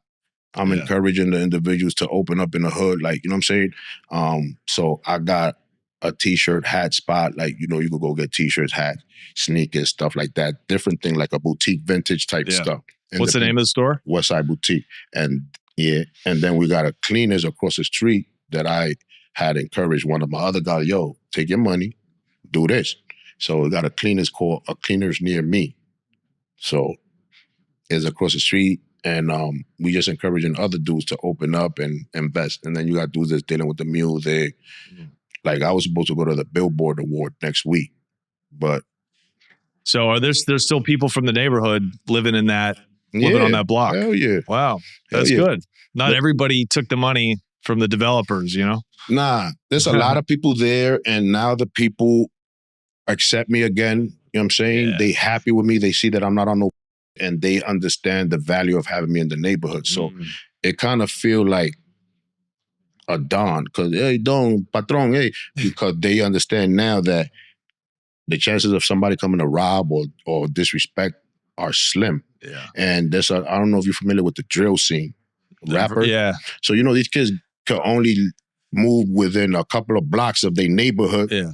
So my block tends to be Switzerland. They get to come chill there and relax and smoke. And I don't care what gang you with. Nobody gonna disrespect over here. You wait for him to go over there, then y'all handle that. But over here, everybody could breathe easy.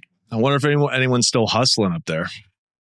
They hustling on the other avenues, but I don't allow felonies to be conducted around me. Weed is legit now. Only thing, if you don't got a permit, you could get a violation or some dumb shit. But felonies, we don't allow felonies around me. So you're really the don of that neighborhood still. I mean, I guess in a positive way. I mean, a lot of people, like you were saying more or less earlier, I'm not the first one that came home and opened up a business. But I'm one of the few that opened up a business on the same block that he was doing all his dirt on. Usually people go open it up in another borough, in another state, and whatever. So for me, a lot of people be like, yo, but you don't be nervous that all the shit you're responsible, and you still be out here. And there's victims. Yeah. I got a brother of a victim that sits down and have coffee with me, and we drink and we eat, because when I came home, I went and explained to him that I'm not running around here sticking my tongue out. This was what was happening at the time, and we all signed up for it. Like, we don't have no innocent bystander, with the exception of that the people in Harlem that we don't really have nothing to do with. We didn't sanction it, even though it was our guy. And we understood them because they got shot at. But all our was targets. You understand what I'm trying to tell you? So we don't got no innocent bystander. We don't got no crackhead bodies. We don't got none of that. We got targets. So these people are dying with guns on them and like that. These people got their own bodies, their own. You understand what I'm saying? You guys were in a drug war. Yeah. So they understood that. Yeah. You know what I'm saying? Like, yo, my brother was not a easy pill to swallow. Yeah. Like, he was out here, so he got caught. It was either him or me. Do you still, though, there's sons, young black men that get killed and they've got families, and it's the ripple effect is pretty insane, right? And now their kids grow up in the cycle. Do you feel bad about some of the bodies? Do you look back now and say, damn, one of them, I don't lose sleep. I'm not trying to sound cool, but I don't lose sleep about none of this because, again, we didn't start this. It was either them or us. So but there's one that I felt probably that we could have handled differently. You know what I'm saying? Because he was from the neighborhood, he was a friend of ours, but he was a dangerous kid. And he was talking menacing, you know what I'm saying, that he was about to, and we didn't have no reason not to believe him. You understand what I'm trying to tell you? So after me trying to have him take a different take on the situation and him still persistent, then I felt like I can't do nothing else about it. But then in retrospect, I'll be like, damn, I probably could have did this or I could have did that. You know what I'm saying? But hey, it's done. But I don't lose sleep because it would have either been him or me, you understand? Or one of us. You dig? And my grandmother always said, I'd rather send you commissary money than take you flowers. So. Is your mom still living? My mother's still living. My grandmother passed away. My father passed away. My mother lives in Florida. She made it out. Yeah, she's good though. She's good. What a story, man. What a time to be alive in New York. Yeah. The crack, we survived all of that, man. We survived a lot of the crack eras, man. Have you ever sat down and talked at length like this about what happened? Like, do you and Chango ever commiserate like that, or do you just let the past be the past? Like us reminisce or whatever. Yeah. Are you like, that was a crazy thing we did? Yeah, it happened. Like personally, Yeah, the audacity, the balls for you guys to do that. Yeah. But like I said, personally, I don't really bring this topic up a lot because I don't want people to think that I'm trying to live off the past. You understand? Like, I did that then, but look at what I'm doing now. You understand what I'm trying to tell you? So a lot of people want to live off their past and they get stuck. I didn't want to be that person. So when we do reminisce, it's because it naturally came up. Something came up that brought us to that moment, like whether it was a song or a car or a statement, and then we'll reminisce. Or if one of the youngins come and ask a question, I don't have no problem, explaining and clarifying. Yeah, well, I really, really appreciate it, Tito. And Thank you for having me. And check out Westside Boutique. The link is going to be in the description. Can we send people your way? Yeah. You can send them. Like I said, I vet people, and I mean that by even like I got a yacht party. And what I do is, if it's a 200 capacity boat, then I just look for 20 or 40 of my friends to invite 10 or 5 of their friends, and therefore there'll be a 6 degree of separation. And even though I don't know you, I'm gonna be able to figure out who invited you immediately, because there's only but so many people. But it also keeps everybody feeling smooth because they see that everybody here is invited, so nobody got to feel defensive, so the energy and the vibe is cool. But yeah, that's how I do. So even with the shop, like, yeah, I could promote it, but then I don't go too hard because... Okay. Well, if you're listening and you're in New York, or if you're up in Harlem or uptown, go tell them we sent you. Tell them you found it. You found it on the Connect. Yeah, 946 Columbus Avenue. Yep. Y'all come through and we're going to treat you right. So let's switch over to Patreon now, patreon.com/The Connect Show. Tito, much thanks again, man. There's not many stories left like yours, so I'm happy that we got it on wax. Yeah. Nah, I wish we would have had more time. We would have took you to the neighborhood. Yeah, we might do that still. Let's walk outside and see how much daylight we got left. All right, you guys, take care.